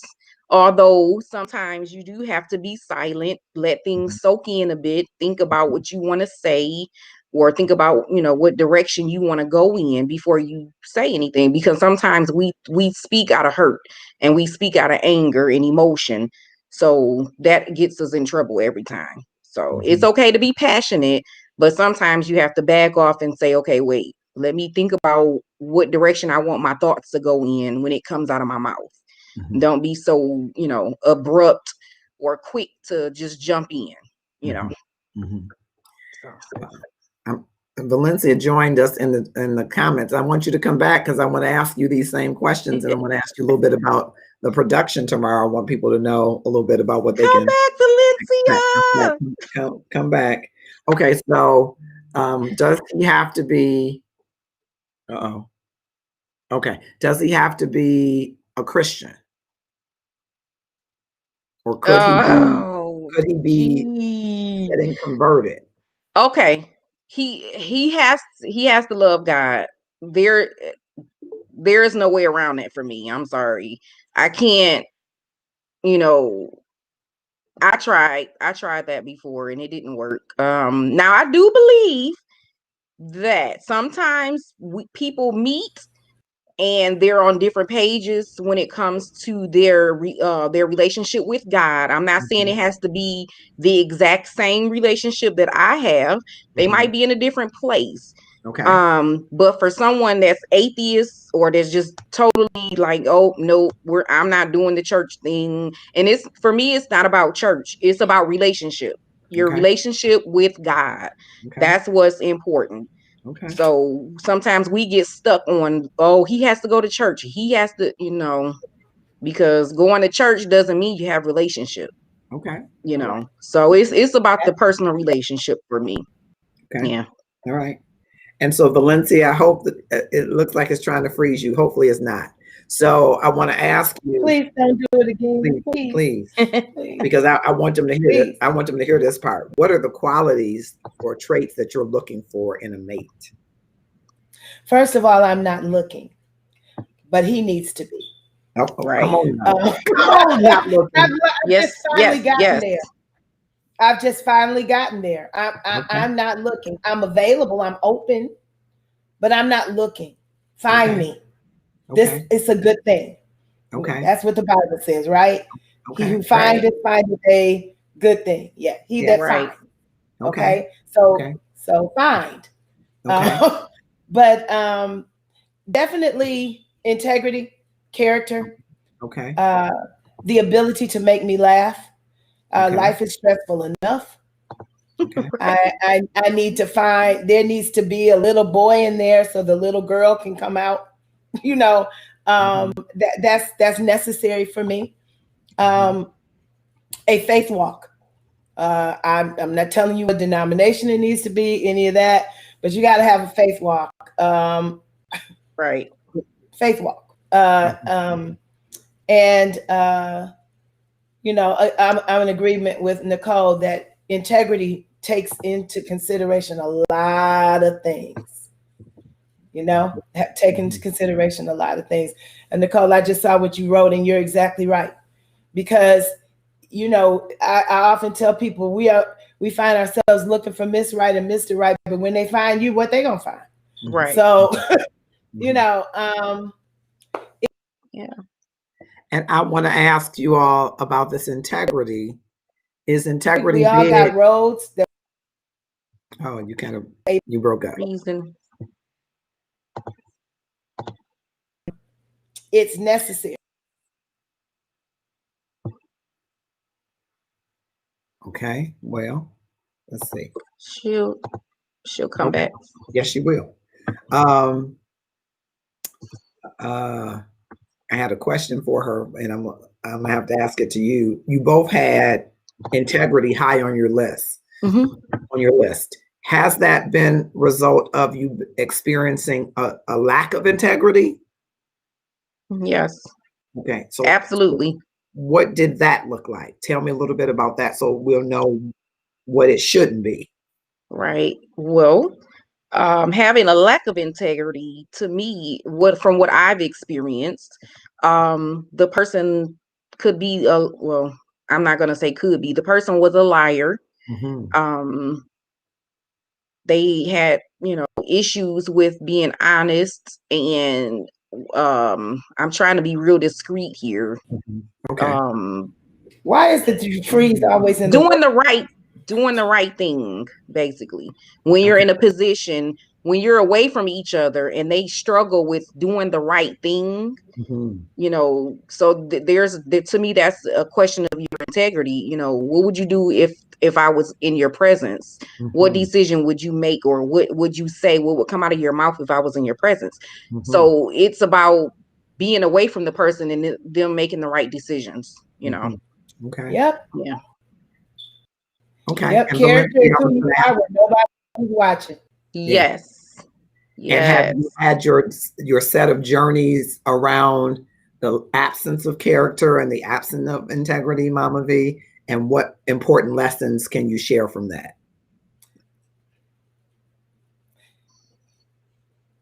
Be strong enough to see it and call it.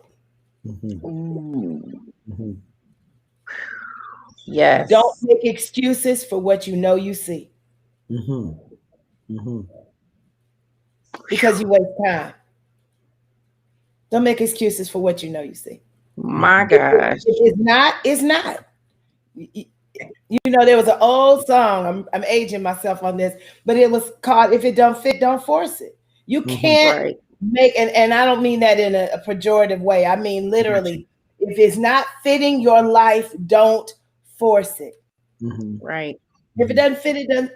You know, there are always going to be people whom you have a connection with, but they're not the connection. You know, so be able to recognize when it's a connection, but not the connection.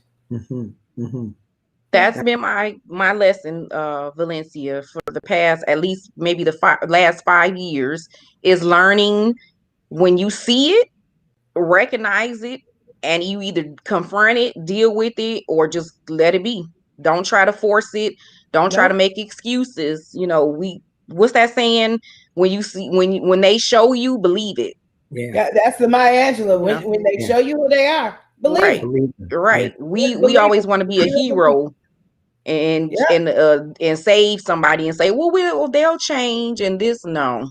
And there are a lot of times when people put that on men and say that they're save somebody, but it's a lot of women who are trying to save someone who does not wish to be saved. They just want to be who they are. Right. But not with you. Or they don't know any better. They don't know any different existence. And that has always worked for them. Right. I believe that and I believe that when you're around people, or if you're around a certain man, that I believe your behavior sometimes, this is minimal, this is an outlier, you know, sometimes they will change based on how they see you, you know, how they see you behaving, but that's not the norm, you know. Usually. And there are some people who are right on that edge of becoming grown. I don't care how age they are. They're right on that edge of becoming grown. And you know, you may have to have a little patience. I'm not saying be hardcore, because that's not my personality. Patience. But there is a difference between patience and complacency. Right. And patience is I see movement. Complacency is I don't see movement, but I don't feel like going through this again. You got a lot of I don't feel like going through this in relationships, because people don't want to go through the process. And some of them, at least some, say that they don't want to be alone, and so they're rather settle or placing for a piece of man, they say, and not have any man at all. Because I think for me, it was more so I felt like I wasn't giving them a chance. I wasn't being patient enough. And then it just turns into me just settling for whatever, because I felt like, oh, we'll just give them a chance to change, and you know, that whole thing. I learned my lesson with that. Yeah, because I think you teach people how to treat you. And absolutely, 100%. I really believe, and I espouse this, that women have a lot more power than they use. Right. You have to really know that you have the power and learn how to use it. It's that first one that really gets, I think, sometimes people in trouble, because they don't know that they have that power. Right. Because if you knew you had that power, you tell them, look, you got to line up, or you got to get out. Right. But a lot of times, because we don't know that, women don't know that they have that power, it's kind of like, well, you know, okay, you know, it'll get better. It'll get better as soon as you say, put your foot down. You have what every man wants. And any man that doesn't want it has been socialized not to. Exactly. Marcus, I'm not trying to take your comments, but Bilal just said teach versus raise. And that's real. That there is a way that everyone should be teaching one another in a relationship. You got to teach each other what it is that is good. You know, everybody is a learning process. But if I got to raise you or you got to raise me, we ain't grown. The We're not grown. We don't like. We're not grown up. Train. Yeah. And I heard that train versus raise. Yeah, I was just asking my sister about that word, because I attend a live on Monday nights, and that train word, the women don't like that word. So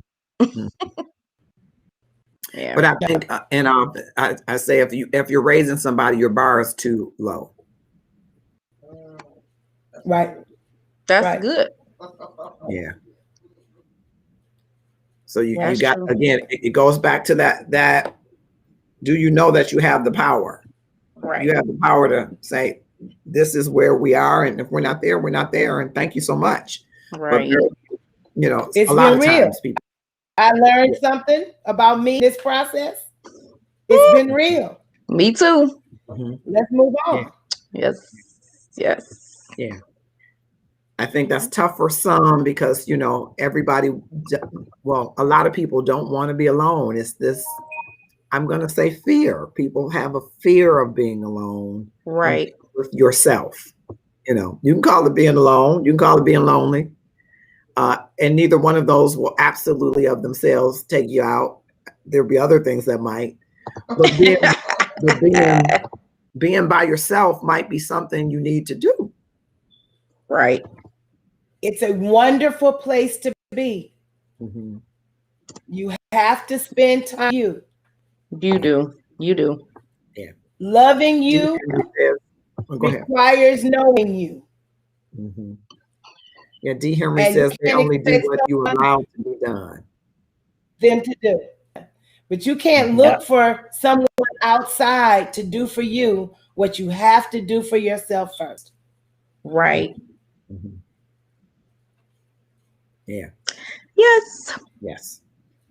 Okay, Bernard Harper has joined us. Thank you so much. I hope you will click share and tag some folks to join us. We're talking about a lot of stuff. We started out talking about giving, and these two givers who have emanating from them shifted this conversation, and we're talking about requirements. We're getting your specifications to find out what you're made of, so that you can determine whether or not you're even ready to go to meet the queen, or ladies to meet the king. It's the same thing for the ladies, right? Yeah.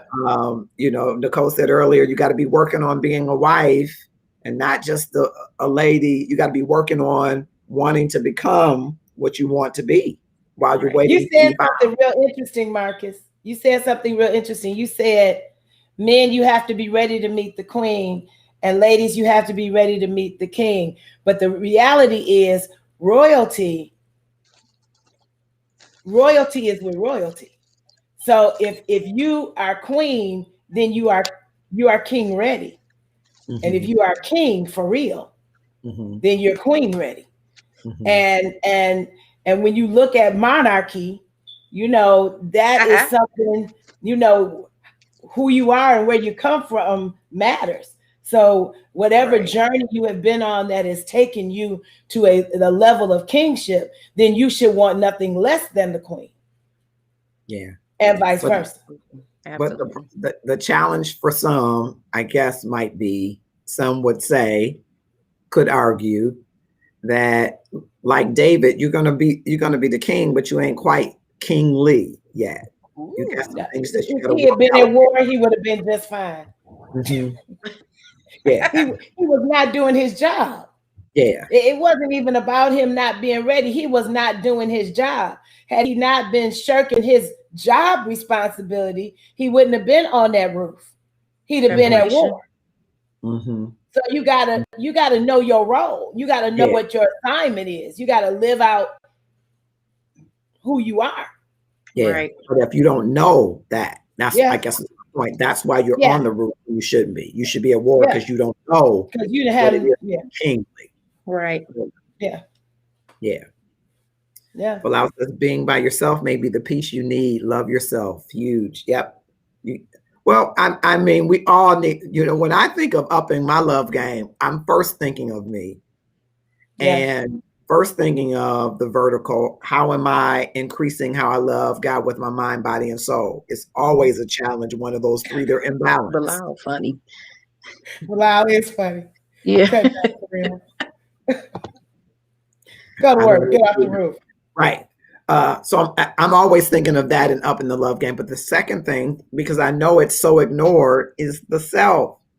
We ignore ourselves for everybody. We're trying to make love to everybody but ourselves. And I don't mean a word, sir. I don't mean love.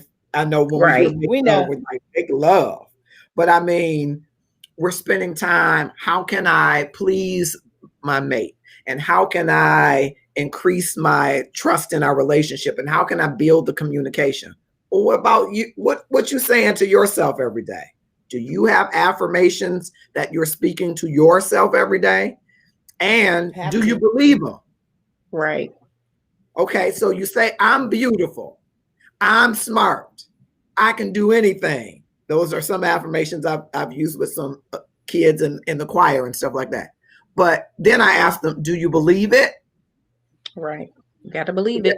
Because if you don't believe it, what are you doing for the maintenance of yourself? What are you doing for the self-love part that goes so neglected? That's where the first up your love game starts. Right. How you give to yourself.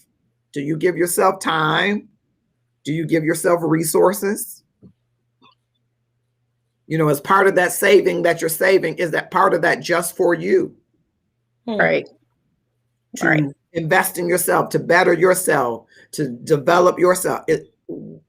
That's the part where I think we skip over because we're so busy trying to get it together for somebody else. I'm trying to get it together for that woman, that man. I'm trying to get that husband, that wife. I'm trying to get that life. I'm about that life. The life that you got to be about is your own, and increase your self-perception of your own net worth. Right. And we don't spend that kind of time doing that. And so that's why loving yourself, boy, it's hard to do for some, for most, because we're almost conditioned and taught it's about something external. It's not about something internal. Yeah, and it's the reverse. It says, build your hopes on things eternal. Build our things on stuff external. Right. And never internal. Never internal. Right. Never internal. Yeah. That's the foundation. Internal. Yeah. Yeah. Absolutely. Yeah. Bilal is cutting up. Is that what he's doing? Okay. Yes, he is. That's the sign of a giver. Yeah. Oh, Bilal. We're going to pray for him. Okay. So I want to again say thank you. I wanted Michael Kemp to come on. He is, I think he is a funeral home owner, so he is family. Okay. Season. I'm sorry. And it's that season. So we pray for Michael. It's just that season. It's been a season all year, but it's definitely that season right now. Yeah. Praying for both him and Coco, a dynamic couple who we've had in our Love and Stuff community on interview. But he identified a family who has a differently abled parent and a teenage boy and girl.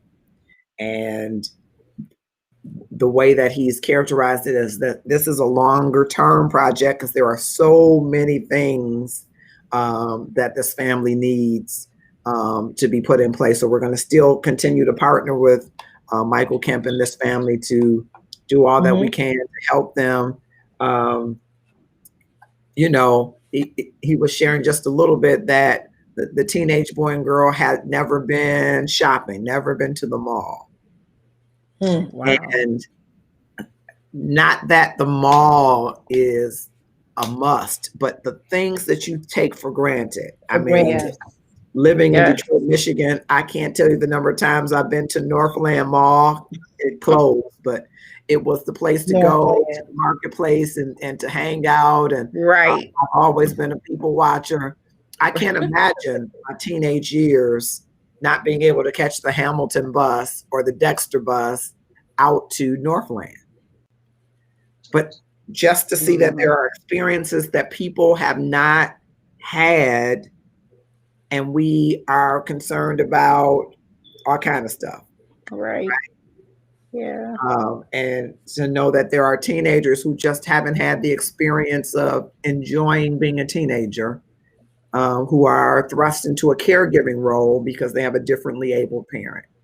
And just so many ways and opportunities for us to be grateful, and for that gratefulness to drive, to propel, to catapult our giving in a way that has meaningful impact in the lives of others. So we're so thankful for Mike and the work that he is doing with that family in particular.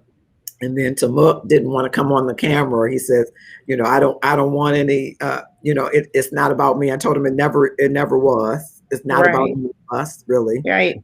It's about our family needs, right? And it used to be when your extended family or your neighbor needed, we always hear this, can I borrow a cup of sugar? Well, that used to be true. Can I borrow a cup of flour? That used to be true. We could rely on our neighbors and rely on that extended family to help us. Right. We were all one family. There are families that Tamuk has identified, a single mother who has a 7-month-old baby, and then sisters that are living together, and they have young toddlers as well. And so I just wanted to thank the Love and Stuff community. Thank you all, especially you, Nicole and Yvette and Valencia and Tamuk and Michael Kemp for identifying these families that we can really, we're given to them, but they're given to us,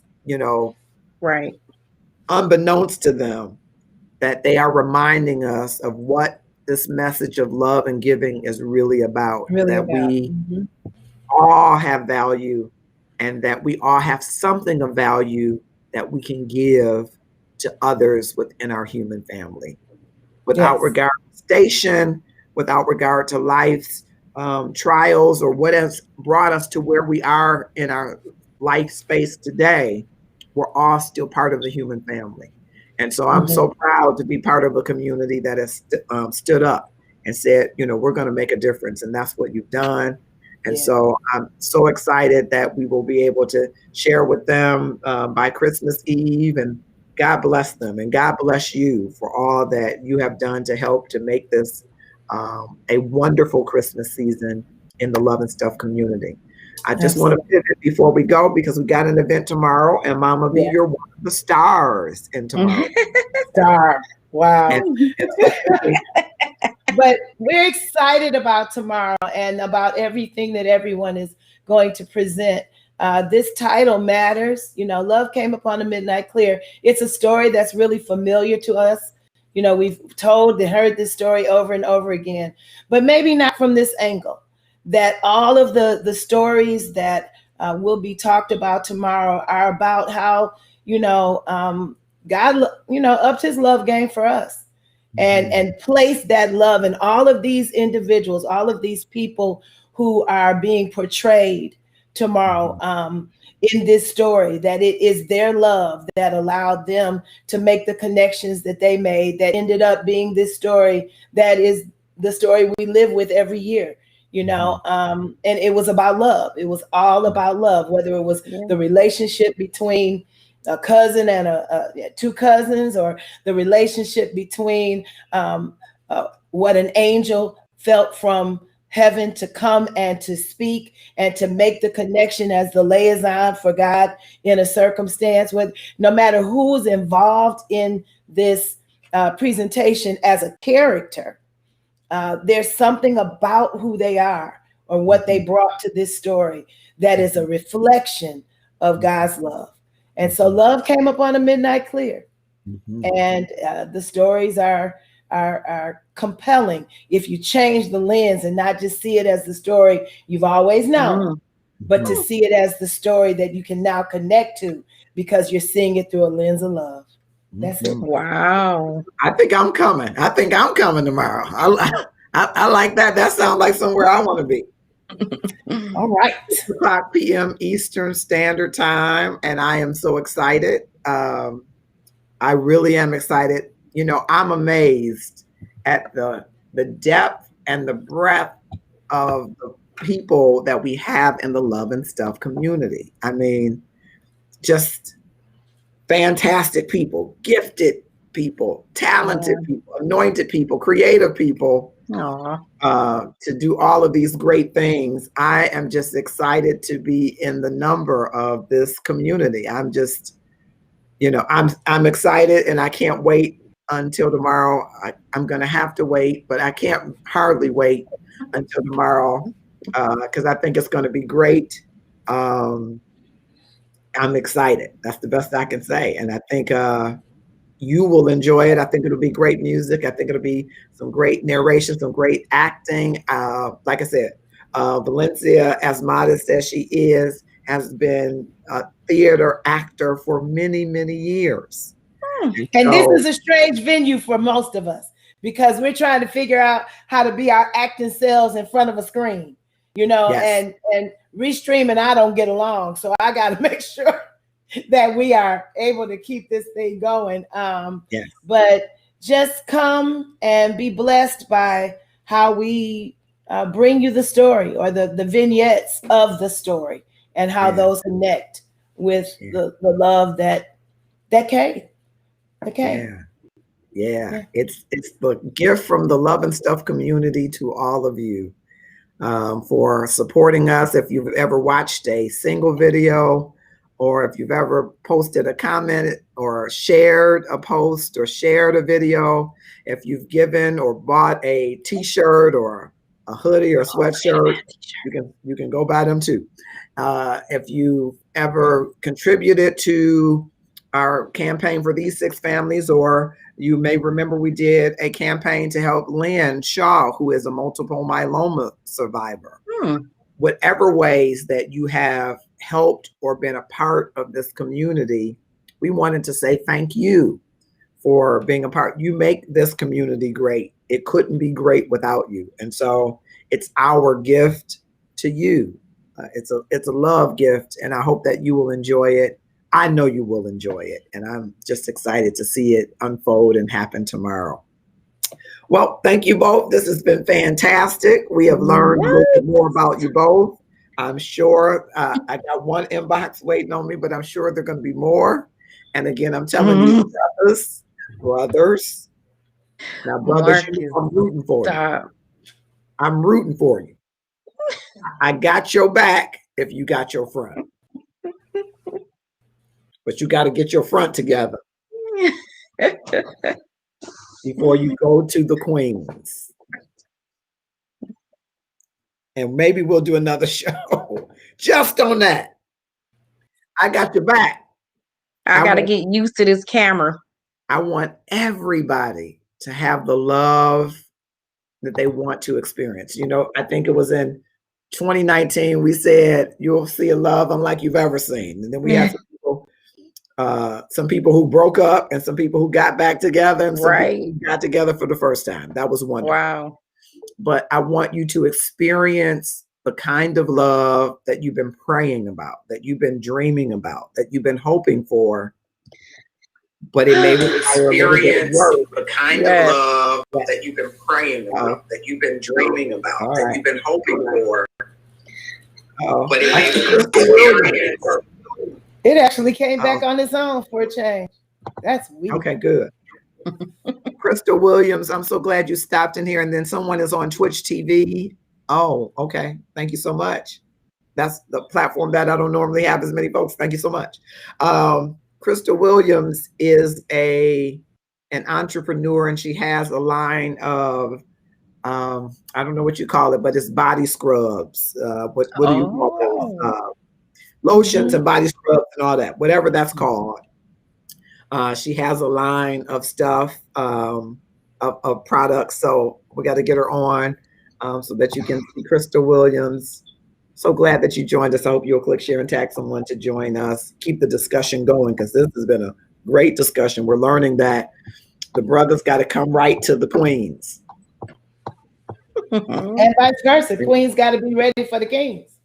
Exactly. Right. And if you are doing your job, as Mama V said, then you're already ready. So you got to do your job and be in your spot.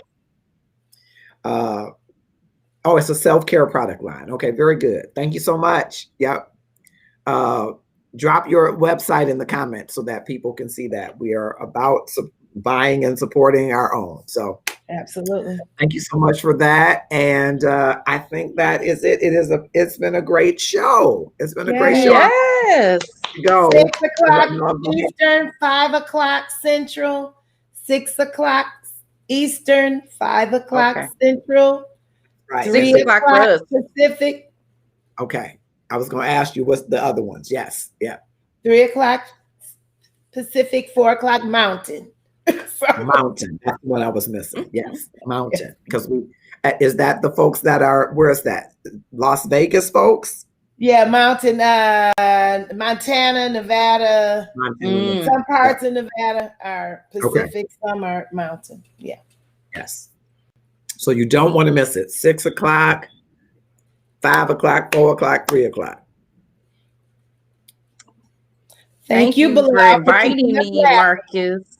Yes. And we're This going to was- have what we have Mama V as often as we can still. Bilal said thank Yeah. us, and you too, Marcus. Oh, well, you know, I ain't Oh. thinking about Bilal. I'm good. I ain't thinking about Bilal. But we're going to have Nicole back. We always have Mama V, and thank you so much. Yeah. But Aw. Nicole, we Nicole, need to hear more of you you. got to get used to the camera, and you're doing a great, you're doing a Yes. great job. Yes. So Thank you. if- It if- likes you too. It likes Huh? you, so you should like it back. I told her it likes her, so she should like it back. That's right. And if your DM starts to buzz, just let it buzz. Let it come. Let it So go. people start. If somebody just go in there and say hi, which is not the greeting that I tell the brothers, don't say hi. Don't just say hi. Go on the DM and say, "Are you as beautiful in person as you are on camera?" Oh. Help the people, Marcus. Help them. That's the line I tell them is the go get it line. I say don't go to it. Don't go to it unless you're going to get it. Oh. All right. Don't go to it. You don't go fishing because you just want to fish. You go fishing because you want to catch something. Catch. Come on, You don't catch. go to it unless you want to go get it. You're going to get it. So you don't go into somebody's DM for the first time and say hi or what's up or how you doing, beautiful. None of those. None of those. You go in there and say, "Excuse me, are you as beautiful in person as you are on the camera?"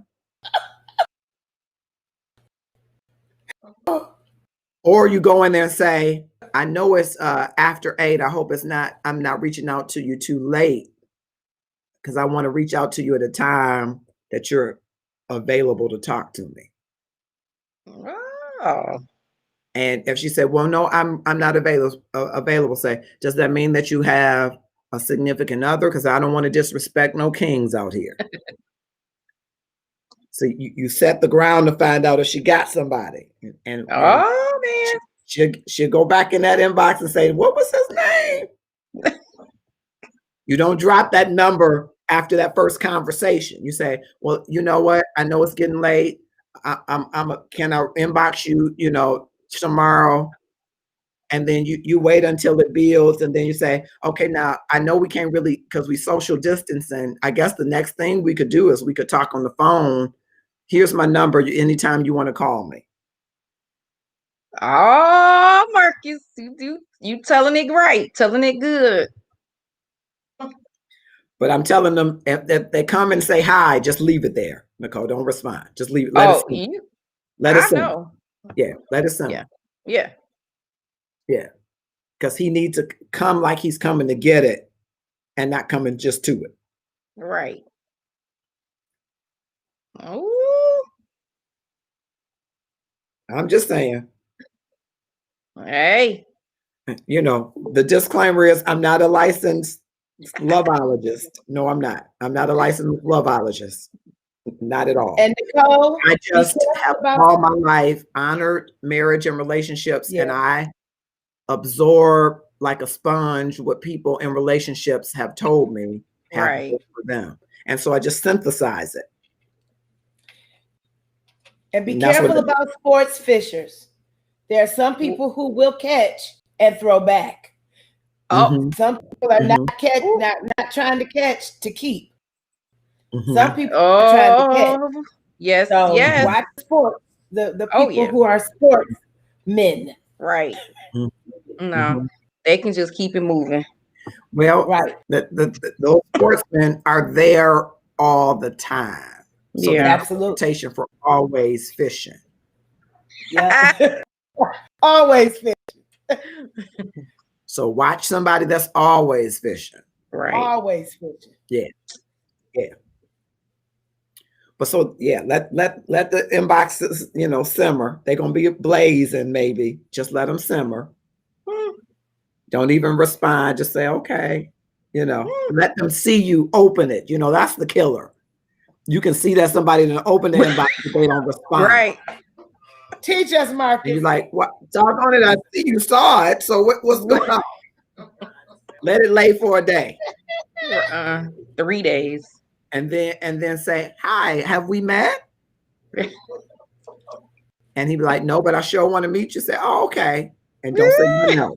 Don't tell him no. Don't tell him yet. Yes, let it simmer. And it'll be percolating. And it'd be like, Okay.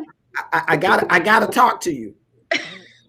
And like, why you gotta talk to me?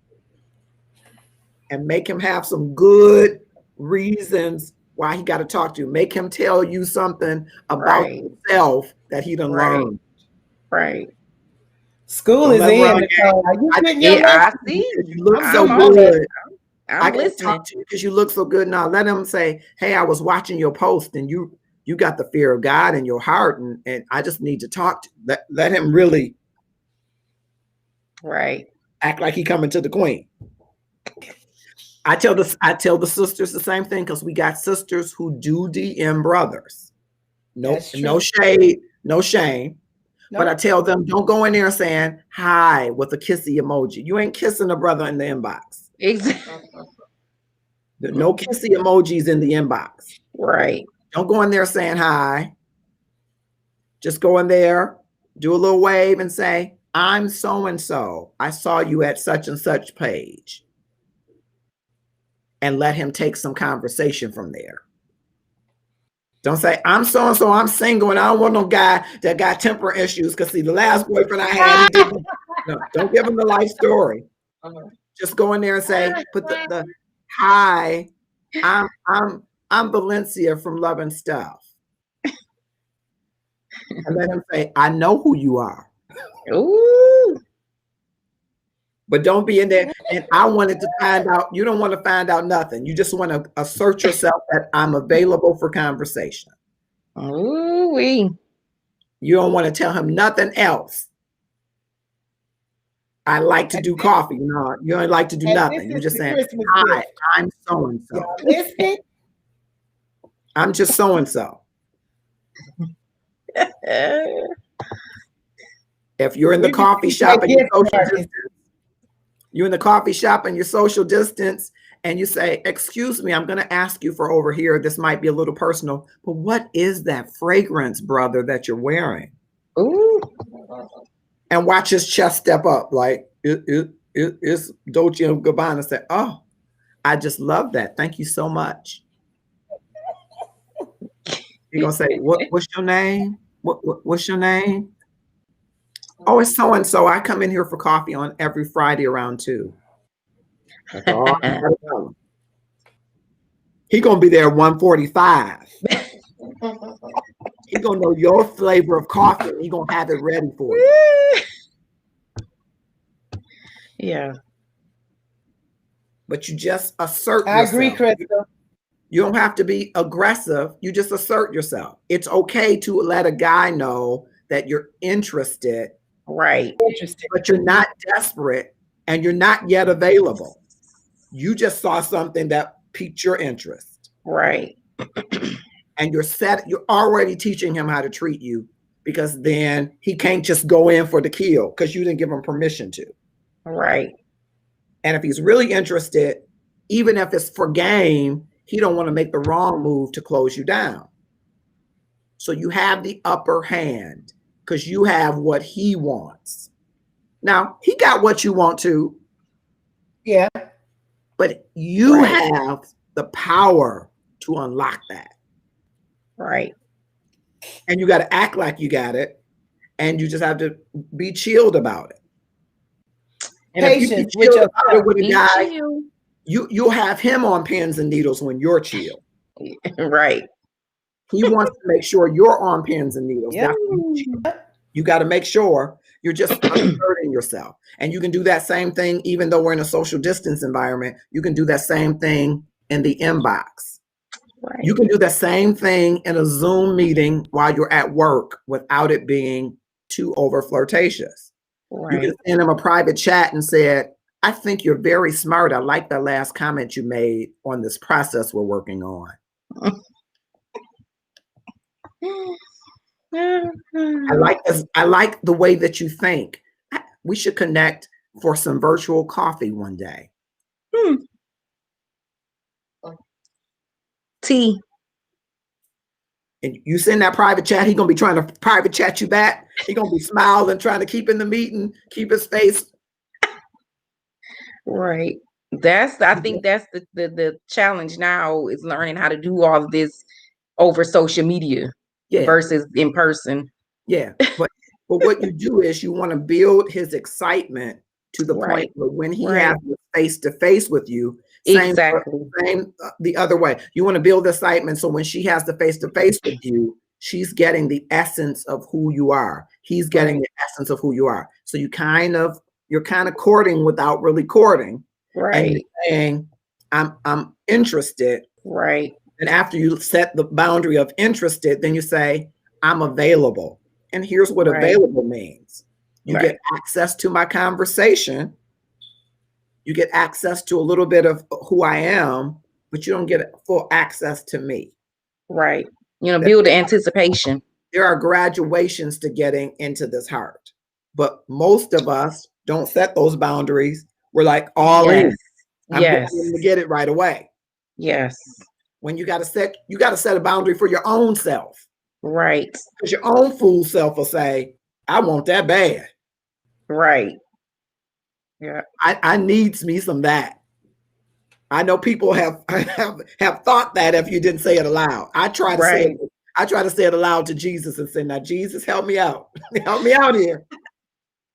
But you got to come to the term to say, I need to set some boundaries because my goal is to teach that person how to treat me.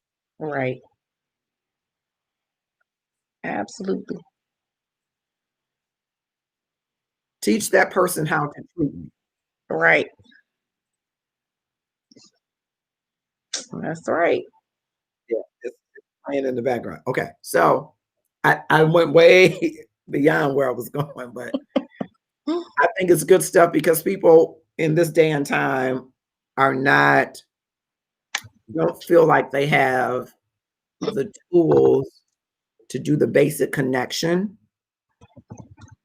And I think that's an important part. Right. It's an important part just for the basic connection.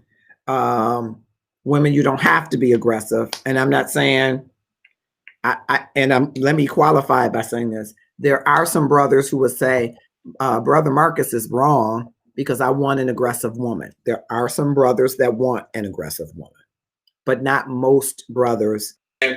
Right. Most brothers don't want an aggressive woman right away. There are brothers who want to take charge woman who say, get in here. Some brothers like that. Not most brothers. But there are some brothers who say, not most, but some brothers, want their wife to take charge. Right. And want a girlfriend to take charge. But there'll be a day, sister, that you don't want to take charge and he's going to still be looking for you to do it. Right. So you just have to know who you're dealing with. That.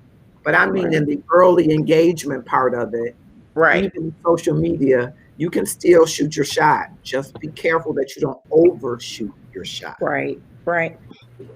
If you ain't used to doing a 3-pointer, don't try it the first time out. You got to practice that 3-point shot. Do that little layup. Yeah. It's something off the backboard. Get you a rebound. Don't do the 3-pointer. Not yet. Until you've established that there's some somebody's music. Is that okay? Until you've established that there is a mutual connection. And again, it depends on a person. And I'm not, Valencia is a pastor and I respect her most. So it's not something that she's, telling me I should say. I just want to make sure you hear that. If your desire for the connection is only sexual, then that's a whole different thing. Speak But up, I but say, let that be known. Let that be say, known. I say Don't play games. if you do initially and you just do the connection, you can deepen that connection at any point that you want to. It's better to deepen it after than make it deep first and try to pull back. Right. So make a light connection. And I'm not saying go have sex. I'm not saying that. And I'm not saying you can't go have sex. I'm not saying that you should. I'm saying you know whether or not your connection is highly physical, which means you are moist, he is sweating. Okay, that's as much as I'm gonna say on that. Marcus, that was good. That was really like good. That's good. So if that's the case and you all decide to pursue that, it's a whole different set of rules. That's a whole different scenario. Right.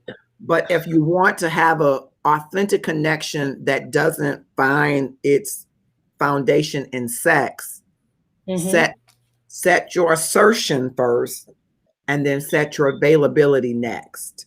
Don't be available before you have asserted what it is that you want. Exactly.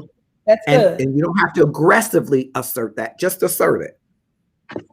If you're looking for companionship, say that. Say, hey, can you write a book? Can you write a book?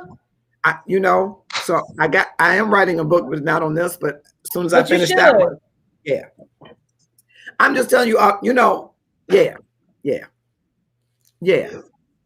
And the reason why I would write that book, Mama V, besides the fact that you just told me I should write it, because in the Love and Stuff community, I love Mama V, and she is a representation of the absence of my sisters and my mother's wisdom. So that's why I say that. So I would probably do it because she says do it, but I would write it because I really want all of these people who say that they want love to at least have something to look at when you're considering it.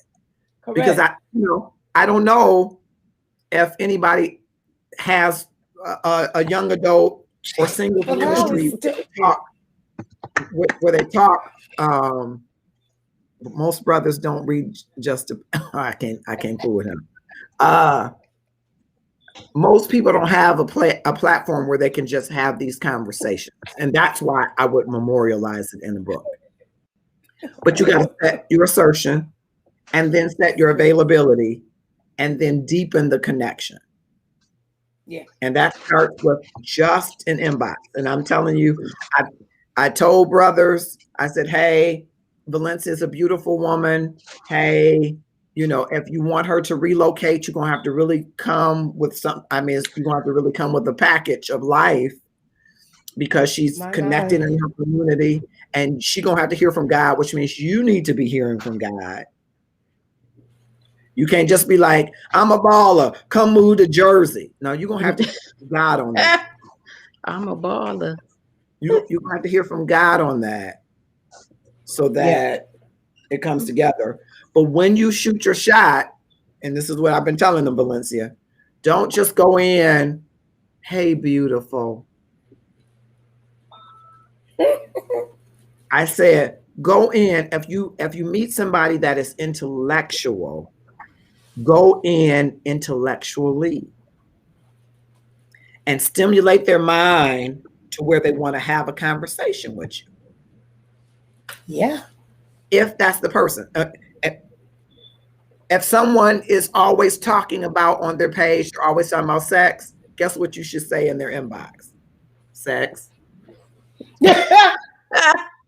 Because that's what's on their mind. Right. If somebody's always like, I'm always saying, speaking of food, guess what you should say to me? I got a hamburger. You should go for the thing that they like to do as how you whet their appetite. And just on an assertion level. Don't say, I got a hamburger that you can get all in. No, you don't. No. No. Just the hamburger. Just the hamburger. I got food all right. No. Just say, I see that you really like macaroni and cheese. I make some really good macaroni and cheese. One day I'm gonna let you have some of my macaroni and cheese. My mind is like, well, how creamy is it? Wait a minute. Does you cut it in squares? What kind of cheese do you use? You done piqued my interest because now I want to know, can you really cook? Because the way to my heart is through feeding me food. But if you come and say, hi, you're kind of cute, the love and stuff guy, I'm like, that's kind of corny. Because guess what? Brothers like smooth lines too. Correct. We like a smooth operator. But you gotta coast to coast, LA to Chicago. You gotta make your assertion clear, and then your availability. You don't even have to be available. You could be, I was sharing this with Tabitha one, you could be available down the road. I know that ain't popular, but you could be about to exit a relationship and see there's a single brother over there, and you can just assert that there is a connection. Don't act on it. Don't say I'm available, because certain body languages, certain actions tell people that you're available before you are. Right. So you got to pull all that back. Don't be available. Just be assertive. And you can be assertive today for next year. And if there's really a connection, that person is never going to forget. That was good, Marcus. That you asserted that you were available. Wow. So when people say, I want a Valentine date. I said, okay, so it's Sweetest Day. Assert to him that you'll be available at Valentine's Day. Just assert. Just assert. You could just say, yeah, I acquiesce. Sweetest Day is for men, but Valentine's Day is for women. And I'm sure Valentine's Day is going to be something great. But I'll just wait and see what the Lord does. You done planted a seed in his mind. He's like, oh. There's a seed in the ground. Yeah. Yeah. You can plant those things and water them. Just don't make it where you are available. Availability gets you in ability.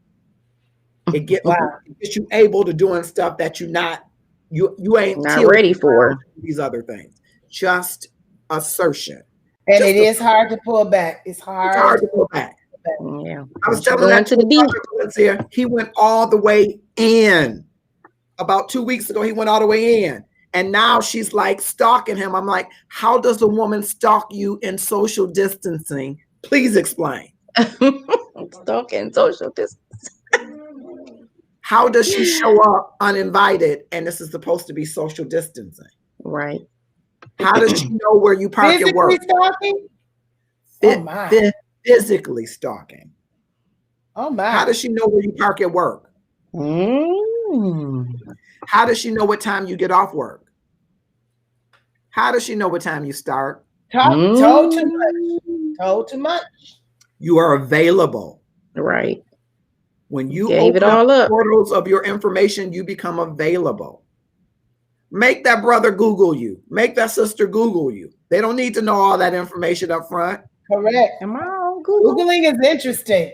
Yeah. Googling can make or break a situation. Yeah. I promise you can. Yeah.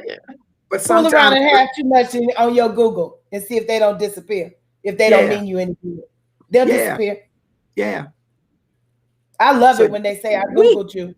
I'll be like, okay, 1, 2, 3, 4, 5. Because I know what's there. Bilal. Stalking in the pandemic. Yeah. He said that's a movie. He went all the way in. And when I was song is I always feel like somebody's watching. So. Yeah. What I tried to convey to him is you don't want to go all the way in if you want to get out. Right. And my dad bless his memory, would have said it this way. You can go all the way in thinking you're gonna be able to pull out, but you ain't gonna be able to pull out. Yikes. It'll be late. It'll be late and you'll be stuck. Stuck. So you got to be careful going all the way in. And I know that physical attraction can be powerful. Absolutely. It can be mesmerizing. Yeah. It can be intoxicating. Especially when you are available to it. Absolutely. But you got to set a boundary that there is just something that you're not available to. And that's tough. Anybody that's ever contended with it, you know what I'm saying. It's tough. Yeah. You can be all the way in before you grin. You could be like, oh, I'm all the way in. What just happened? And don't beat yourself up, right? Because there are several people on here who are like, man, that was me. Okay, but here's the lesson. Learn it. Yeah. You're learning. Right. Right. Absolutely. It's no judgment. And I'm hoping that someone will not always have to learn the lesson by living the lesson. Right. If you get the lesson, then you don't have to always, learn. Don't go hard. When some sisters are saying, well, we've been dating 2 months and he moved in. Sister, sis, as Autumn would say, sis. You are available beyond availability. Even if that man is broke and don't know what he was that when you met him. Let him work on that. Same for the brother. You Captain Save a Sister. I ain't gonna say those other words. That was nice, Marcus. And you say, well, she don't have no place. She came. I'm paying her rent anyway. Stop. Why are you paying her rent? Why?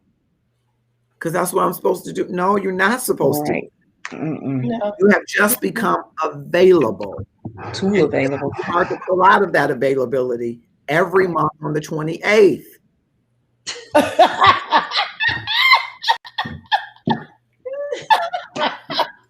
Oh, the one month that you say, I ain't got it, you ain't good for nothing.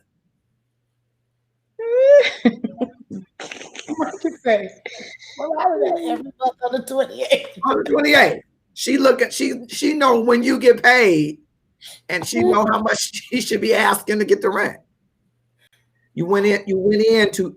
I've never understood it. I've never understood that. I've never understood it.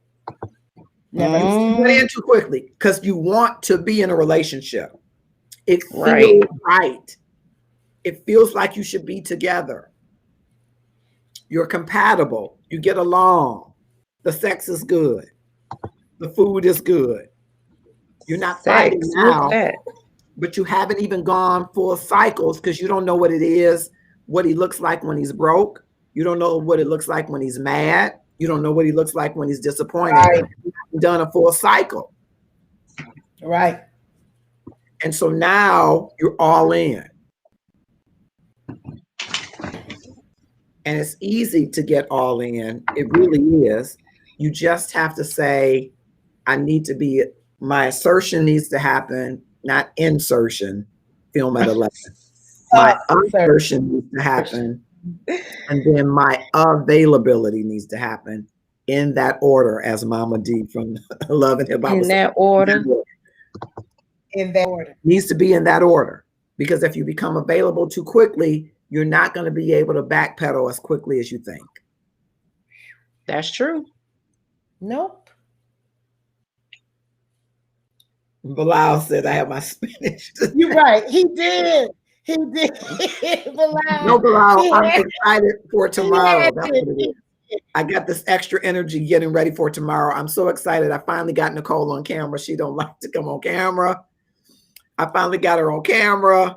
And Nicole, She's stop. done great. So I'm excited about that's what that is. But I'm really serious. This was because, Bilal, there are men that like Valencia. So I'm trying to give them some tips. And just in case there are other brothers that are going to be trying to go for Nicole, I'm trying to give them some tips. Plus, there are some sisters in the Love and Stuff community that's saying, okay, where are the brothers? And I don't mean any harm to the sisters, but you can scare a brother away when you go into his inbox and just say, hey. Yeah. And hey at 2 a.m. means something different than hey at 12 noon.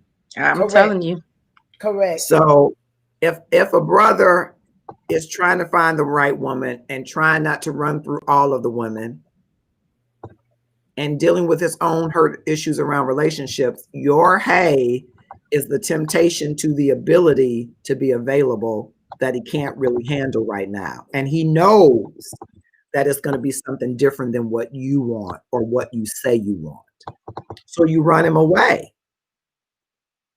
And then you're mad if he's in somebody else's inbox. You can't be mad if you run somebody away. Because when people run, they run somewhere. So you just got to be careful with that. I want all of you to have love because you want it. And I don't even care that maybe the odds you feel are against you. No, not really. There are some numbers. There's a numbers part of this, but guess what? If it was one man or 2 men, I'll do better. If it's 2 men for every 5 women, not all 5 of them women are ready for a man, want a man, or need a man at that point. So your odds aren't as bad as you think because there's so many women. Not every woman needs or wants a man at that point. Right. You just need one man. The man. The man. And the same, converse for the fellas. Yes, there are tons more women, but you can't have all them women even if you tried. And some of you try and bless your heart. You can't have all them women. Right. You really only need one. Right. And your life space really don't want to handle more than one. You don't really want to have 2 or 3. You think you want a side piece, a wife and a baby mama. You really don't want that for your life. Right. Ask more someone who has it. You really don't more want than a notion, right? Yeah. Yep. All right. So I have talked. I don't know. I'm gonna have to put some of this in a book or a module or something, I guess. Ursula Merritt has joined us. Thank you so much. Gail Give Big Gardner. Okay, thank you for coming. I think this is your first time. I hope that you will come back. You're right, Valencia. Your finances can't handle it either. You're right. Bilal says, look, I'm trying to go to bed early and you're on a roll. I'm trying to go to bed too, I think, so that I can get myself together for the event of the season. I am so excited. It could be a blog. Okay, it could be a blog. Yeah, I could do that. That I could do.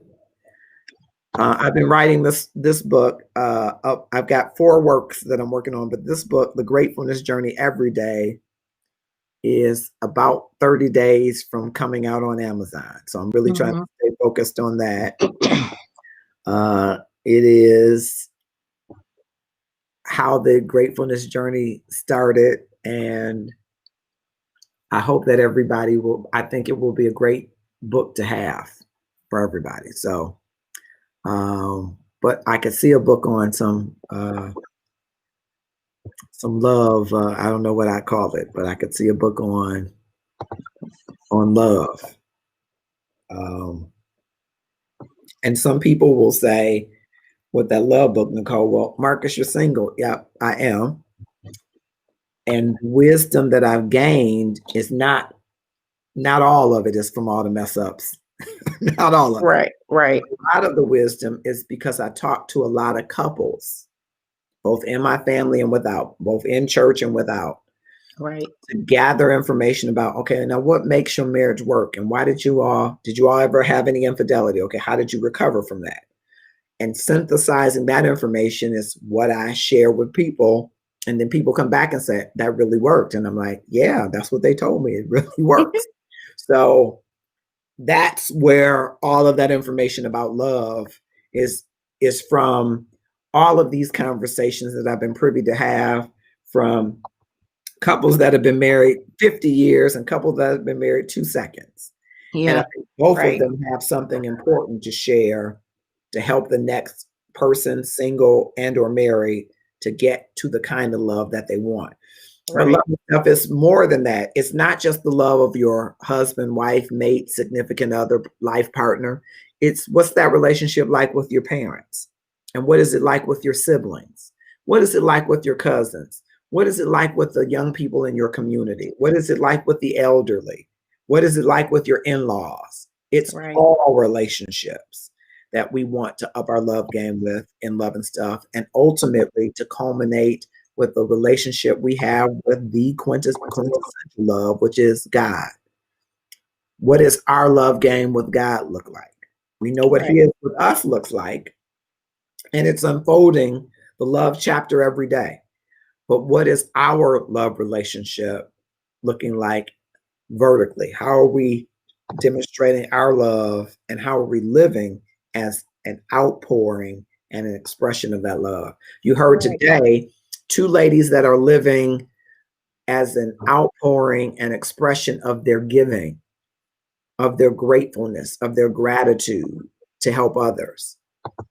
We should do that same thing with our love. We should live as an outpouring and expression of the love that God has given to us.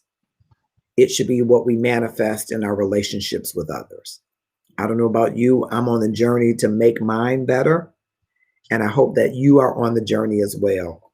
Thank you, Nicole Baldwin, for joining us. Thank you. My pleasure. Great Thank job. you. Thank you, Valencia Edner, and all of you that are watching. I hope you will click share, tag someone in the discussion, keep the discussion going. We're talking about gift giving and everything in between, all kind of gifts. Thank you so much. Have a great night. Good night.